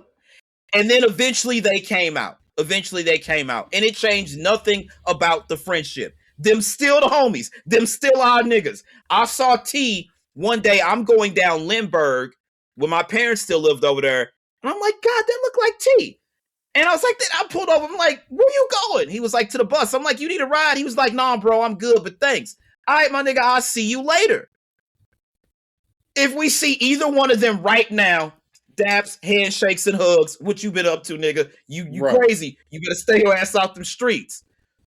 That's just like, everybody knows somebody that's gay, whether they've come out to you or not. Everybody has somebody in their family that is gay. Everybody works with somebody that's gay. I don't know why we're playing this game in 2026. So now the nigga's mad because he went nuts. The Bulls cut him. His own wife won't even respond to his text now. And he want to blame the Chicago Bulls for that. You fucked the bag up, brother. I mean, it is what it is. But I mean, at the end of the day, crazy. It's a lot less than it's a lot more to just he's spitting his rhetoric. He actually has mental issues, and it doesn't seem like nobody's really wants to address it to actually address the real issue. Well, so many players in other leagues reached out like, "No, I'm supporting Jaden. He's not wrong. Y'all been trying to get this off, and y'all putting it all in our face and putting it in our kids' face and stuff. And Jaden's not wrong. This, that, and the third. Play that game if you want to. All right, Jaden Ivey was not lighting up the fucking scoreboard nor filling up the stat sheet before he got hurt. It was a reason the Pistons moved on from Jaden Ivey. Finding out that, truthfully, this is it, because he didn't have any straight crazy injuries that you can't rehab and come back from. But he was often hurt. But I feel like this was going on in Detroit, and that was the start of it. and the Pistons knew, like they say, when the Warriors won that first title, and I was like, I remember tweeting, somebody needs to congratulate Mark Jackson because this is his team. Steve Kerr didn't have to do anything but come sitting in that chair. And we know Steve Kerr didn't do anything spectacular because when Steve Kerr was out, Luke Walton was the coach of that team. That's how Luke Walton got the Lakers job. Mm-hmm. That Mark Jackson built that. Mark Jackson is responsible for that team's success. All those years, we didn't know what was going on. So Andre Iguodala went to the Breakfast Club and gave that interview. And they said that Mark was in there holding Bible study on the road in hotels and stuff like that, and like preaching to the players. And that's why they got rid of Mark Jackson. It wasn't because he couldn't coach. It's because he brought the Bible into the locker room, and the Warriors didn't. It ain't even just that. He made that comment about homosexuality, or he did, or something like that effect as well. That's what really got him fired. And you can't do that in California. If there's one place you not don't, in San Francisco. God, definitely not in San Francisco. Jaden Ivey is probably never going to play in the NBA again. No, it's over with. I think he's overseas if he plays again. What he needs to focus on. What'd you say? He over there with J. Cole. That nigga. Cole side with a team called the Monkeys. Like, hey, my boy, you've got to know better than nigga. You want to hoop too bad for me. Like, that's the thing about Cole, man. That's just what, like, that shit that happened. I don't care. Cole, like, the thing that got me though the most about that Cole situation was he said he didn't sleep well after it. And I, like, because he took the song off of streaming platforms, I hadn't heard it since it first came out. And I went back and read the lyrics, and I was like, he didn't really bar that nigga Kendrick down. He just kind of tapped him on the chin a little bit. It was just like, you, my man, let's spar a little bit. Drake and Kendrick tried to kill each other. It's way different than what Cole did. But the part that got me was, he said, I haven't been sleeping well. Was that the last record that was mixed before you put that project out? That's the only way it makes sense, because if it didn't sit right in your heart when you pressed upload to Apple and Spotify and whatever the fuck, did not sit, like, from the time you recorded the record and it was mixed, how much time was there before the project came out? That's my question. Stop the cap. You didn't feel well because you found out the heat wave that was coming and you wanted to duck that smoke. Okay, so the rumor was that Schoolboy Q was at Dreamville Fest, and he saw Cole backstage and was like, hey, you might want to get out the way because this nigga's not playing with y'all. So this rumor has existed for 2 years. Cole was either, I think it was the Carmel, the 7 p.m. in Brooklyn. In one of those interviews, he said that never took place. He said Q wasn't even there. So he had no idea Euphoria, Not Like Us, and all that was coming. I don't know. At the end of the day, if we all believe, and they both said it was true, that Drake and Kendrick had a conversation on how far that they wanted to take this, I don't believe that. I believe that 100%. You know why I don't believe that? Because them niggas genuinely, I'm not picking up the phone for a nigga I don't like. Them niggas genuinely do not like each other. And that's because Drake misunderstood the situation. And that's all it was. I go back to it all the time when people are like, well, you don't feel no way. I was like, when they asked Wale, he had the perfect response. How did you feel about Kendrick mentioning your name? He was like, it didn't bother me at all. They was like, why? And he was like, I'd have been more upset if he didn't mention my name, because that meant that he didn't hold me in high enough regard to even put me in. Like, all he said was, I got love for y'all niggas, but I'm trying to be the best out here. And I'll take out any one of y'all niggas to do it. And any nigga that steps in the booth, any nigga that steps in the booth is supposed to, any nigga that steps on the court, any nigga that steps on a football field, a baseball diamond, a slab of ice to play ice hockey. You can have friends, but I still want to be the best. And if you're in the way, my nigga, I gotta go over you. That's what friendly competition is. That's what friendly competition is. Drake and fucking, who's my nigga? The pro black that loves the whites. Who was the nigga? You know the nigga. The pro black that loves the whites. Yeah, the nigga that put out all them African mixtapes, the Allah, the Muslim joints, and managed by Rory, which is even crazier. What's my nigga name? He was with Erykah Badu. He did the album back in like at the beginning of the pandemic, and Hove is like on the whole album. Oh, yeah. Pan African. What is that? I can't stand that nigga either. Damn, what is that nigga name? He on tour right now. He on tour with Stove Guy Cooks too. Is he? Yep. What is that nigga name? Rock Nation artist, because it's gonna drive me crazy if I can't think of who the fuck he is. This is gonna drive me crazy. I'm gonna tell you in 2 seconds.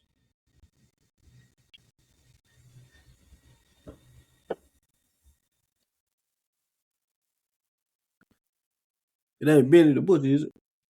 No. Damn, he's not listed here.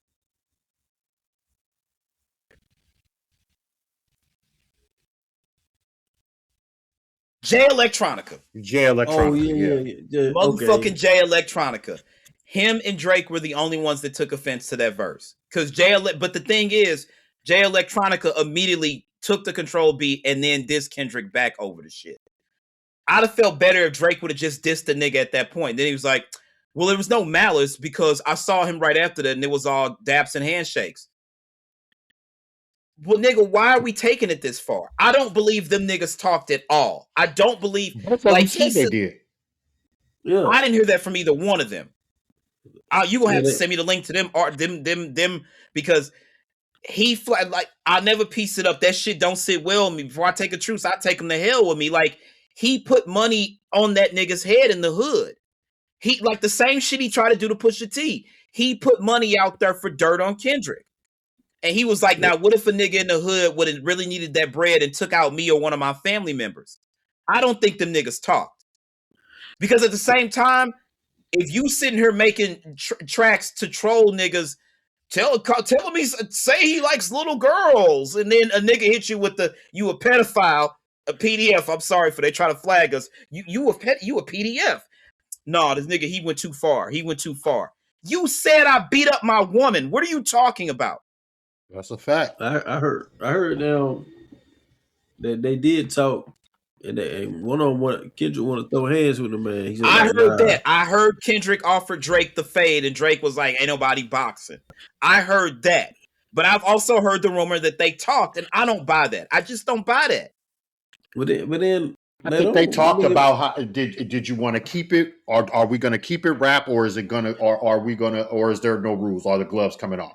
And Drake supposedly said we're going to keep it just regular rap. He came out there and he said something about that man beating up his woman, and then Kendrick took the gloves off, and that was it. So Jason Martin was on that podcast, and he flat out said they was listening to the joints as they came, and when he mentioned Whitney, the nigga when Family Matters came out, because remember the nigga he posted that picture. It was from Ren and Stimpy where the nigga was looking at the button, and the nigga Maul even posted the same picture. He kept calling it the red button. That nigga Jason Martin said they was listening to Family Matters. He said this shit about Whitney. The nigga Kendrick texted him and was like, the nigga went too far. And he said he was like, nigga, I'm not gonna lie. I went to the bathroom to take a shit, and I was in there for like 10 or 15 minutes. He was like, I came out and motherfucking Meet the Grams was out. So the shit he did, matter of fact, they say Euphoria was really like, they say it's a version of Euphoria that's like 16 to 20 minutes or some shit like that. Yeah, it was basically broken down into sections to like 2-3 different parts. Yeah, and then the nigga Daylight said, I forgot what record it was. The nigga Daylight say it was 2 a.m. and this nigga FaceTime me from somebody's phone. The Daylight said he answered, and nigga Kendrick was just like this. There's a smiler looking crazy. And he said the nigga hung up, and then he went and blazed that nigga the fuck down. I think like people, I keep having this argument with people, and they're never gonna stand it, so I'm just gonna stop. We can't keep, they're like, Drake's still better. At rapping, no, he's not. He really isn't. And I would have given him that. I would have said it's close. But when all them, like, one reference is one thing, nigga. When you count them shits up, it's an album's worth of reference tracks that have leaked, which tells me there's more than motherfuckers somewhere that we just haven't heard yet. That's number one. So you got an album worth of reference tracks. Now we found out we know you ain't writing this shit. Then we start doing some more digging. Your nigga Hush basically wrote the first couple of albums. Like, he has writer credits. Hush is on like 50% of Take Care. And we know The Weeknd gave you records for the album too. What work have you really done? Will Drake still out streaming Kendrick, so Drake's the better one? No, nigga. We cannot equate that to being the better artist. Because if that was the case, the niggas would say, back in 91, 92, niggas would have been like, MC Hammer's the greatest rapper that ever lived. Because you couldn't go nowhere without hearing You Can't Touch This.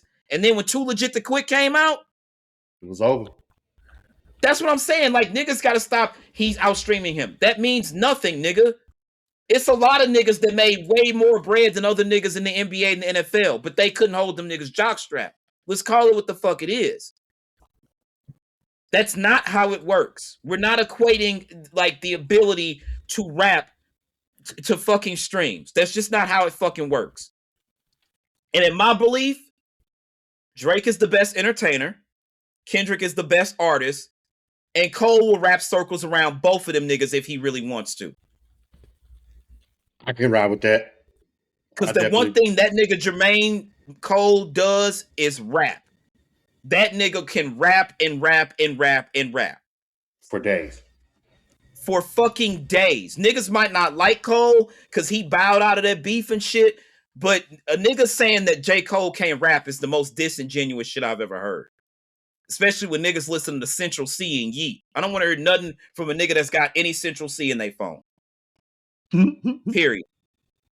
No, I don't think them niggas spoke. I think it was, by that time, I can believe Drake might have reached out. I don't think they directly spoke. And the reason I do believe Drake might have reached out is because Cole said that he wanted Kendrick for first person shooter first. Then he wanted all three of them. But he said Kendrick people got contacted before Cole got contacted for that song. So I guess over time, Drake was like, I don't care about this shit. Let me see if I can get the nigga on the record. And Kendrick was like, no, I'm not jacking that.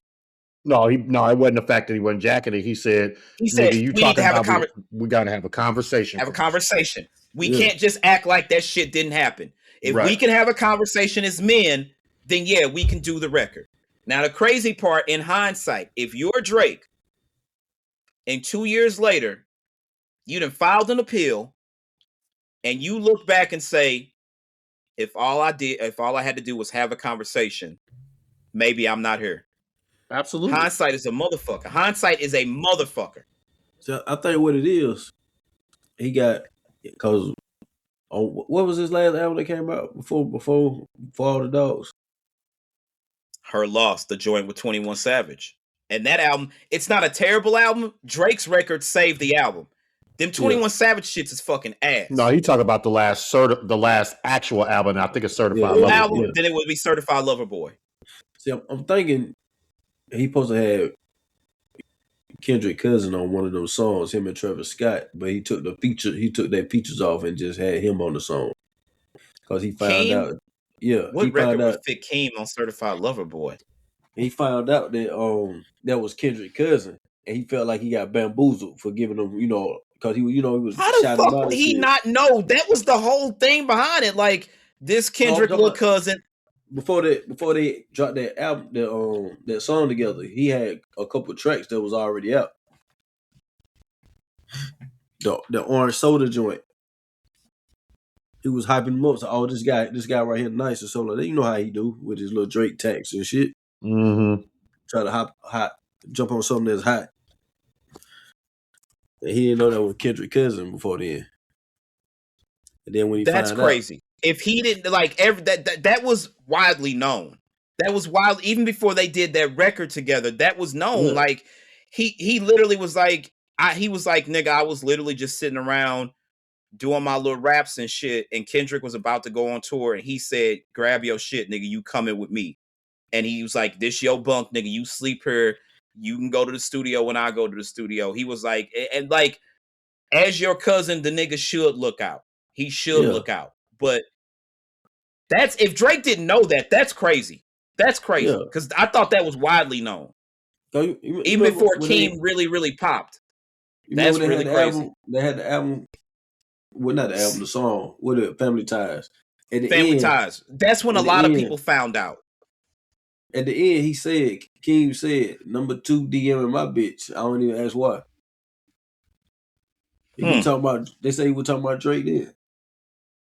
He said when Drake find out, you know how he slide on niggas girl DMs and shit. You know how he do. And that's one of the nigga biggest problems. You can't just like, first of all, stay off the internet doing goofy shit. That shit he said to Ebro when they ended the Ebro morning show at Hot 97. That shit was goofy. Die slower, pussy. We got something for you. Nigga, you got punched by Puff and dislocated your shoulder. You have nothing for me. You had to have your man's punch on Detail because Detail didn't want to sign a deal to be your exclusive producer.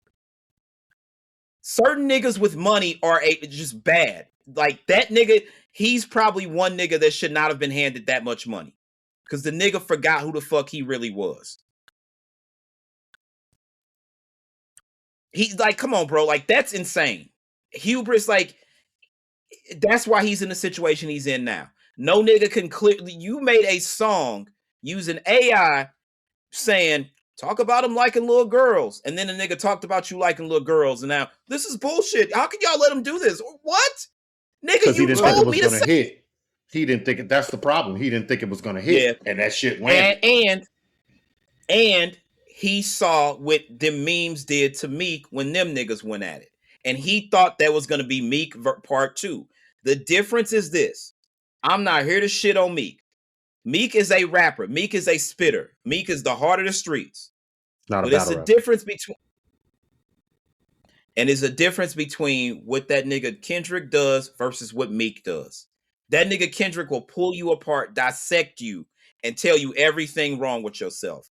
Niggas talk about Not Like Us. Meet the Grams is some of the most disturbing shit I've ever heard. A nigga start talking, you rap to me, my kid, my mom, and my dad? Where are you at? Send the location, nigga. Where are you? Where the fuck are you? Bro, he won't rap after that. He had no choice. He came out with that weak ass Heart Part 6. He had to say something. And he threw in the towel and that shit. And these motherfuckers, real niggas know Drake won. No nigga that sues in a rap battle wins. I don't know where y'all niggas got. These young niggas who watch niggas like Ben the Don and Plaque Boy Max and these niggas are complete morons. And because Drake refuses to grow the fuck up, that nigga will be 40 in October. And he's still running around acting like he's 20. And that's why he's in the position he's in. Because you listening to these kids tell you, Lotto, Drake the GOAT. For you, maybe Lotto, maybe the fuck he is. You was also fucking a married man and now you pregnant by. What the fuck does that have to do with anything? Bitch, you're stupid too. Trying to hide that nigga like niggas don't know what his tattoos look like. Fuck out of here. We knew you was fucking the nigga. Cut it out. I can't believe I can't believe hip hop is in this place. And I can't believe that nigga Maul, he's one I would love to talk to because the one person Maul will never put Drake above is that nigga Hove. And I get it, because you were there. When niggas Jay don't write. Maul can attest to that shit. That nigga Jay get to mumbling and go in the booth and lay out a whole record. Maul can attest to the shit. You say Hove is the greatest, and you were there. And we all feel like Hove is the greatest. And we weren't there. You can flat out say, would Maul, do you think anybody's better than Drake? Hove? But you had no problem after the nigga got up there at the Super Bowl and performed Not Like Us. Your man's amended the lawsuit to include Rock Nation. You got no problem with your man suing Hove? Because last time I checked, Hove was the founder and CEO of Rock Nation, wasn't he? Yeah, absolutely. Yeah. Maul ain't got no problem with that shit? That's crazy. A nigga, there's no way a nigga could come to me like, I'm about to sue Sterl. You good? No, I'm not good, nigga. I'll punch you in your fucking face. Are you crazy? You're not suing my fucking family. You think we gonna be cool? Are you suing this nigga? You lucky I don't choke you. Fuck out of here. That's crazy. Yeah, Fucking insane, dog. All these niggas are nuts, man. But niggas gonna stop shitting on Cole like that. If you don't like that the nigga dropped out of the battle, that's one thing. To say that Jermaine Lamar Cole cannot rap is the most disingenuous shit I've ever heard. And for you niggas who keep thinking that just because Drake is still streaming the most, that's the back catalog. I promise you, there's not a nigga around, not a real nigga around that's streaming for all the dogs. Nobody is. That album was terrible. And also a nigga that flat out, he beat Pusha T. How he beat Pusha T and he sat down with Elliot and B. Dot and say that's the one battle he lost. Before the Kendrick battle. You niggas is crazy. Sick of this shit, man. At this point, I just want to hear the fucking album. I want to hear the album. I want to see what he says. Because they said that he apparently had some joints for the club, for the album. And he pushed them shits to the side. And he's supposed to do nothing but give bars on this album. And I cannot fathom what an album of Drake doing nothing but rapping sounds like. No key. But the only bad part about it is we was asking for that 10 years ago. For the longest time. And he would not give it to us. Don't give it to us now where the shit's watered down and tainted. You're gonna lose. You're gonna lose that fight. You know what I want to hear from Drake? I said this earlier on my Patreon. I want to hear, I don't care, T minus, Boy Wonder, whoever the fuck makes the beat. I want that beat to get in the 40's hands and 40 go to work like a mad scientist and put that lo-fi shit on it, that shit that sound like it's underwater. And then I want Drake to go grab Hush and be like, yo, I need something, pin me something, and then get in the booth. I want Heartbreak Drake. I want So Far Gone Drake. I want Take Care Drake. I don't know if I want to hear you try to bar niggas down at this point. I'm a listen, but I can't believe it, bro. There's a whole album's worth of material that are reference tracks. That means there's other shit we know you didn't write. Meek wasn't wrong. You gave me a verse somebody else wrote, nigga, but you run around talking about you the best. I always tell niggas, right message, wrong messenger. Meek probably wasn't the right messenger. Because he was high as fuck on lean at the time. Meek was high and out of his fucking mind at the time. Right message, wrong messenger. And we let the nigga get away with the shit then. The nigga, like, Flex is the wildest nigga. The nigga tried to get you fired. And now you riding Drake coattails. What the fuck is you on? You gotta be getting paid. A lot on me. I don't know. DJ Academic. I don't know what the hell he got going on. He riding that. Well, the thing about Ak is this, right? I can't stand that nigga. But for them, Ak is the first. You got to remember, Black Boy Max, Ben the Don, a lot of them niggas don't exist without Ak. Ak was the first nigga to really manipulate that streamer space. For niggas to just sit around and talk about music.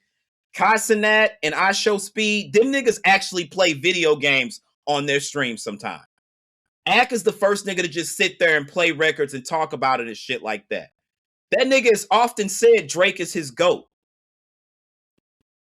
But sometimes, there were times where Ak was like, oh shit, when he heard First Person Shooter, he was like, yo, I think my GOAT just got washed. Cole rapped that nigga Drake the fuck up in that record. It wasn't even close. Not close at all. It wasn't the nigga Drake, big as the what? Big as the what? Nigga, how many bars did you just waste on that bullshit? Now you want to give us an album full of bars. Where was this album when we wanted this? Like, I get it. You the guy who make the joints for the girls, for the summer. You make the joints for the Instagram captions. A nigga said, like, all them, and the craziest part, niggas from New York, where if nowhere else on earth should your pen be mightier than the motherfucking sword, it's in New York City, the birthplace of motherfucking hip hop.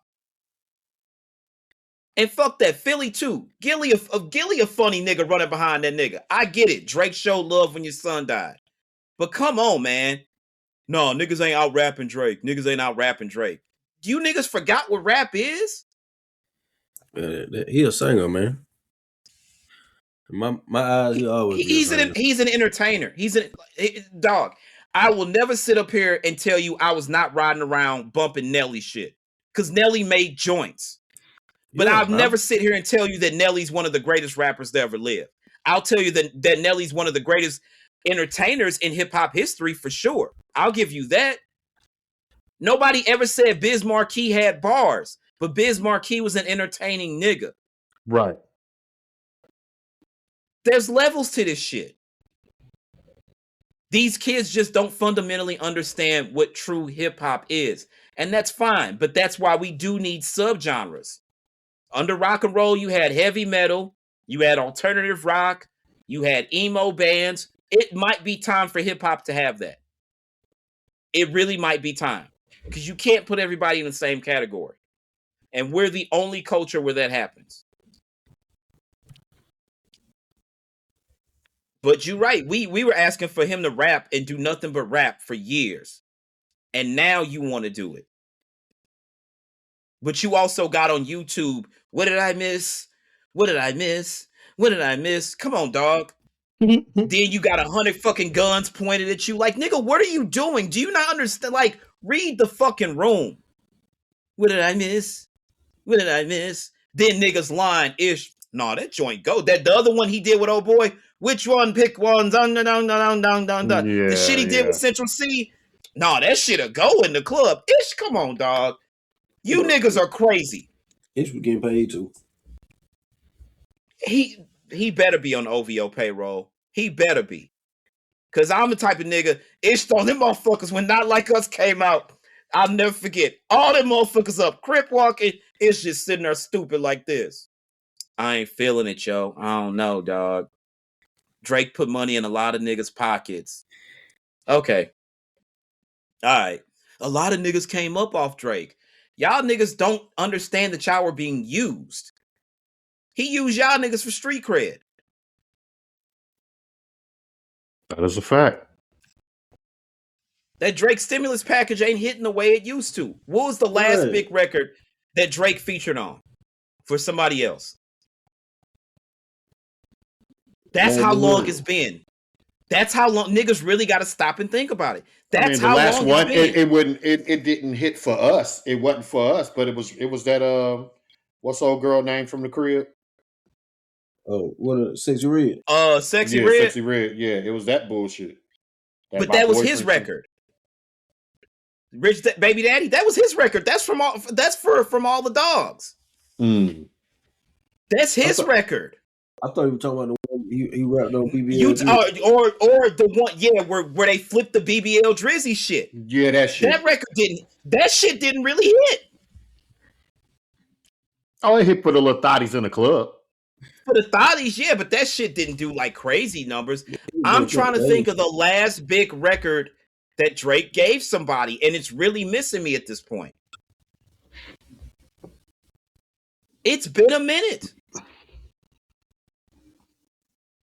It really has.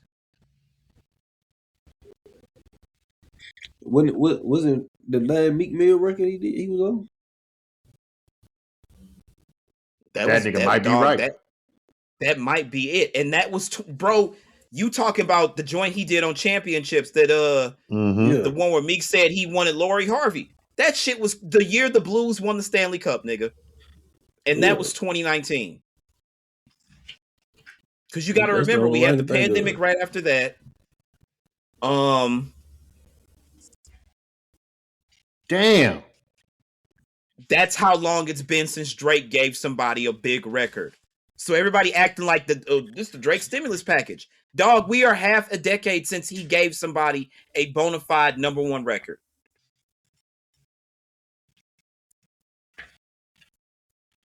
And niggas still running around praising him. You see what I'm saying? That's why, look, I'm at the point in my life where I'm going to flat out tell you, Everybody does not deserve a forum. Everybody does not deserve the chance to speak because we get too many fucking morons talking that don't know what the fuck they're talking about. He did more for UMG than UMG did for him. Nigga, do you know how many artists are signed to Universal Music Group? Drake has generated a lot of revenue for UMG. They still got Taylor Swift. Like, don't even mention Kendrick. Do you mean other artists like outside of hip hop are signed to Universal? Universal distributes Def Jam last time I checked. Ever heard of a nigga named Justin Bieber? The Universal roster is stacked. Drake has generated a lot of revenue for that building. I would never sit here and tell that lie. But to say he's done more for them than they did for him, that's crazy and disingenuous as well.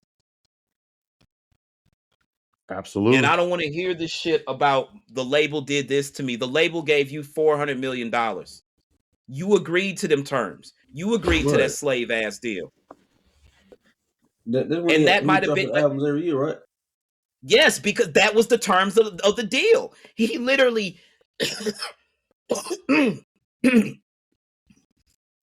Scorpion came out June of 2018.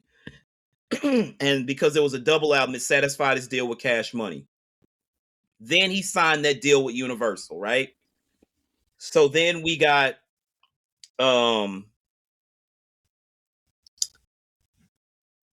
Dark Lane demo tapes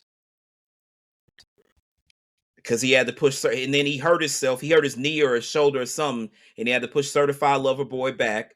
We got CLB. They said that shit didn't hit. Then remember, he did the house music album where he really only rapped on one track. The last shit that the shit would a beat change with, like, he was killing that shit, and then you changed the beat and 21 Savage came on with that bullshit. He did that one. Then Her Loss came out that fall. Then For All the Dogs came like right behind it. And then you got to remember that nigga was on tour literally damn near that whole run.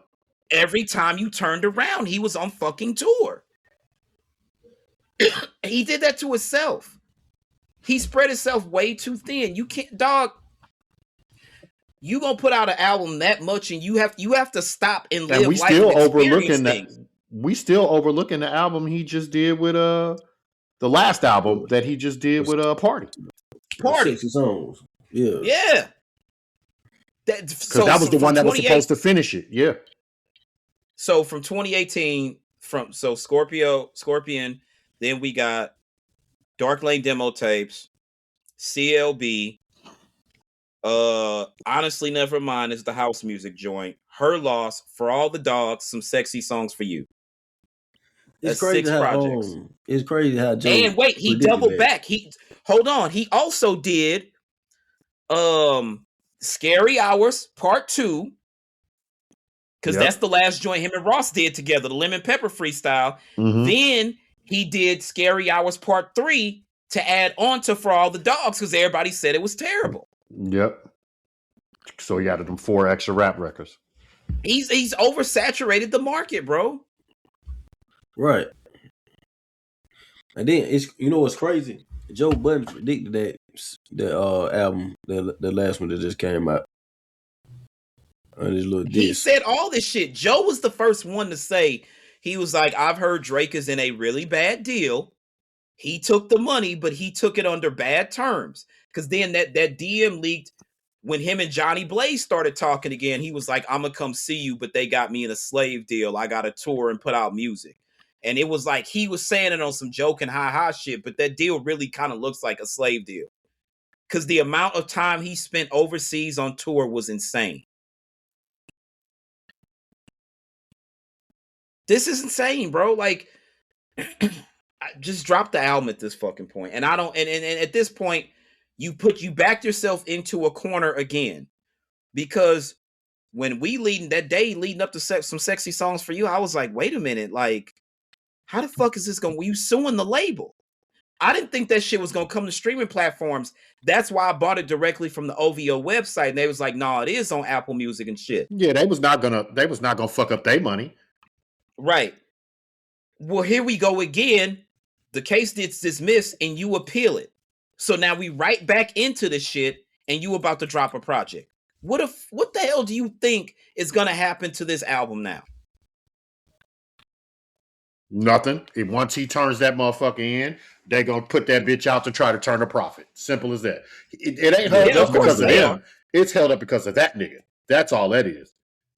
This is crazy. They not stopping that album. We could be calling each other bitches and hoes on the timeline. When you turn that motherfucking album in, nigga, we getting our bread. Simple as that. So I don't know, man. I feel like we should do well. I don't know if we can because we would get a copyright strike if we tried to play the album. On what? Like if we did a live stream or something on YouTube or something like you ain't that. Gonna be able to do that. They're only gonna lift the ban for like we don't have the following yet that we would need for them to be like, we'll remove the ban. And unfortunately, we just gonna have to listen to it. We're gonna have to force listen to it and then do a surprise thing. Yeah, we've also been very critical of him, so he's definitely not gonna remove the ban for us. Like you can tell, like him and Kendrick, they both during the battle when they was dropping them records, they would tell Universal remove the copyright strikes, clear every video. That's why all those content creators made a ton of money when them niggas was beefing. Them niggas made a lot of money. Screwface Gene, a bunch of them niggas made. What's homeboy? He's basically the analyst for URL. He be with New Black. Jay Black. Yeah, he made a good amount of money on his YouTube channel during that shit.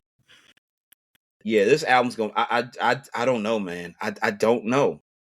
I don't know at this point. We can all agree. I didn't really care for Hotline Bling, but that was one of the biggest records the year it came out.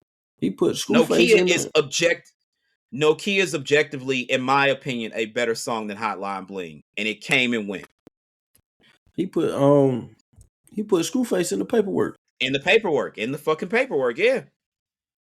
Nothing he's done since that battle has worked. You put out the 100 gigs, UMG was like, take that shit down. You bought the fake fucking Pac Death Row chain, and niggas came out like Suge was like, look, nigga, I can get you the real joint, but I'm here to tell you that one is fake. Motherfuckers, y'all Kendrick dick riders. Drake's got Tupac's chain, and now you're mad. And then Suge has to say, the chain is fake. The chain is fake. I can get you a real one. That he was like, Drake, my nigga, holla at me. I get you the real one. That one you have is not real. Y'all are assholes. You just want to, because you know he would have one up on Kendrick because he's got Pac's chain. If Kendrick really loved Pac, he'd have the chain. The chain looked fake. Like, what are we doing? It was fake. It looked fake. It didn't look real at all. Any nigga that was around during the Death Row era, and make no mistake, Death Row were the first niggas to rock their logo on a medallion. Tell me I'm wrong. It was Death Row. Oh, no, that's a fact. Then that was a fact. It was Death Row, then No Limit, then Cash Money, and then Rockefeller. Yeah.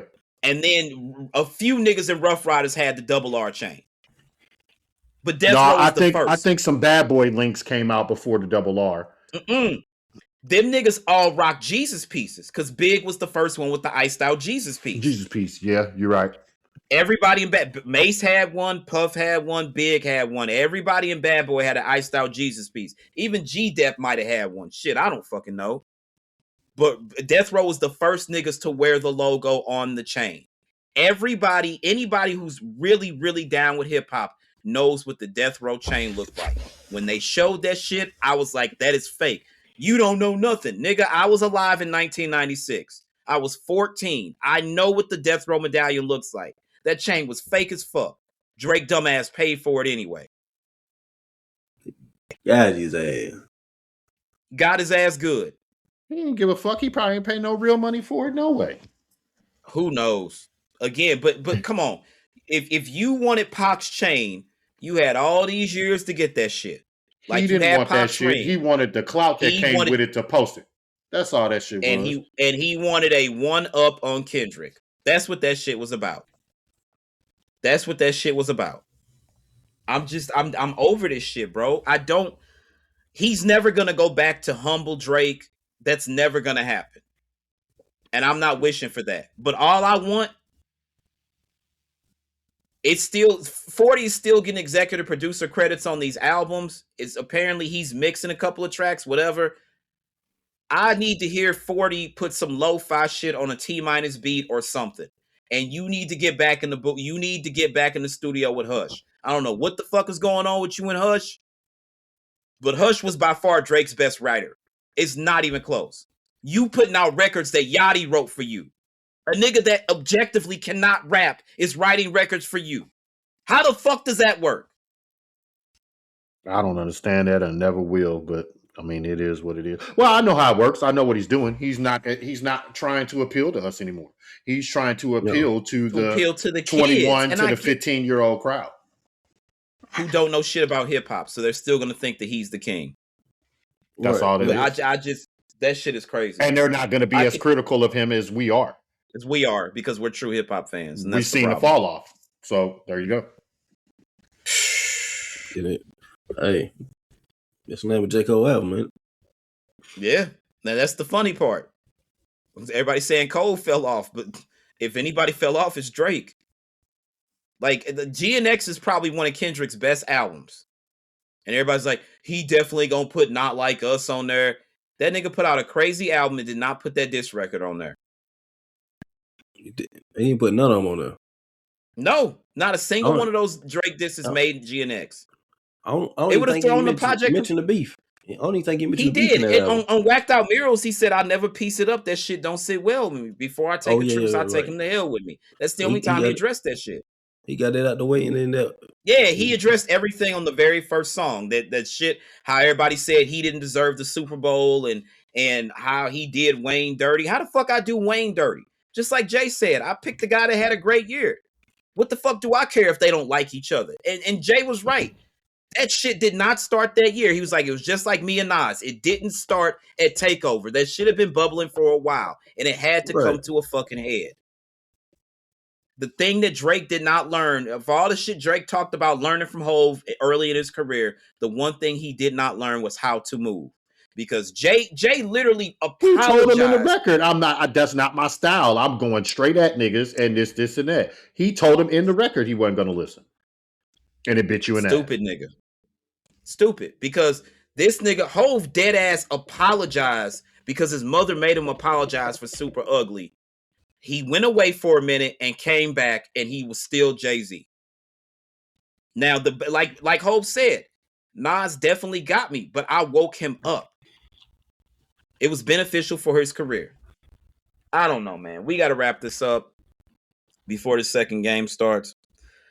I guess we gonna figure out. We don't have a release date for Iceman, but we gonna do something. Maybe we just.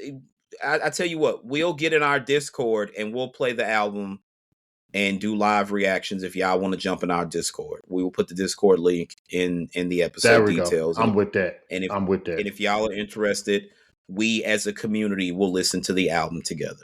We'll listen to it together because we can't post it because we'll get a copyright strike. But as a community, we will listen to the album together.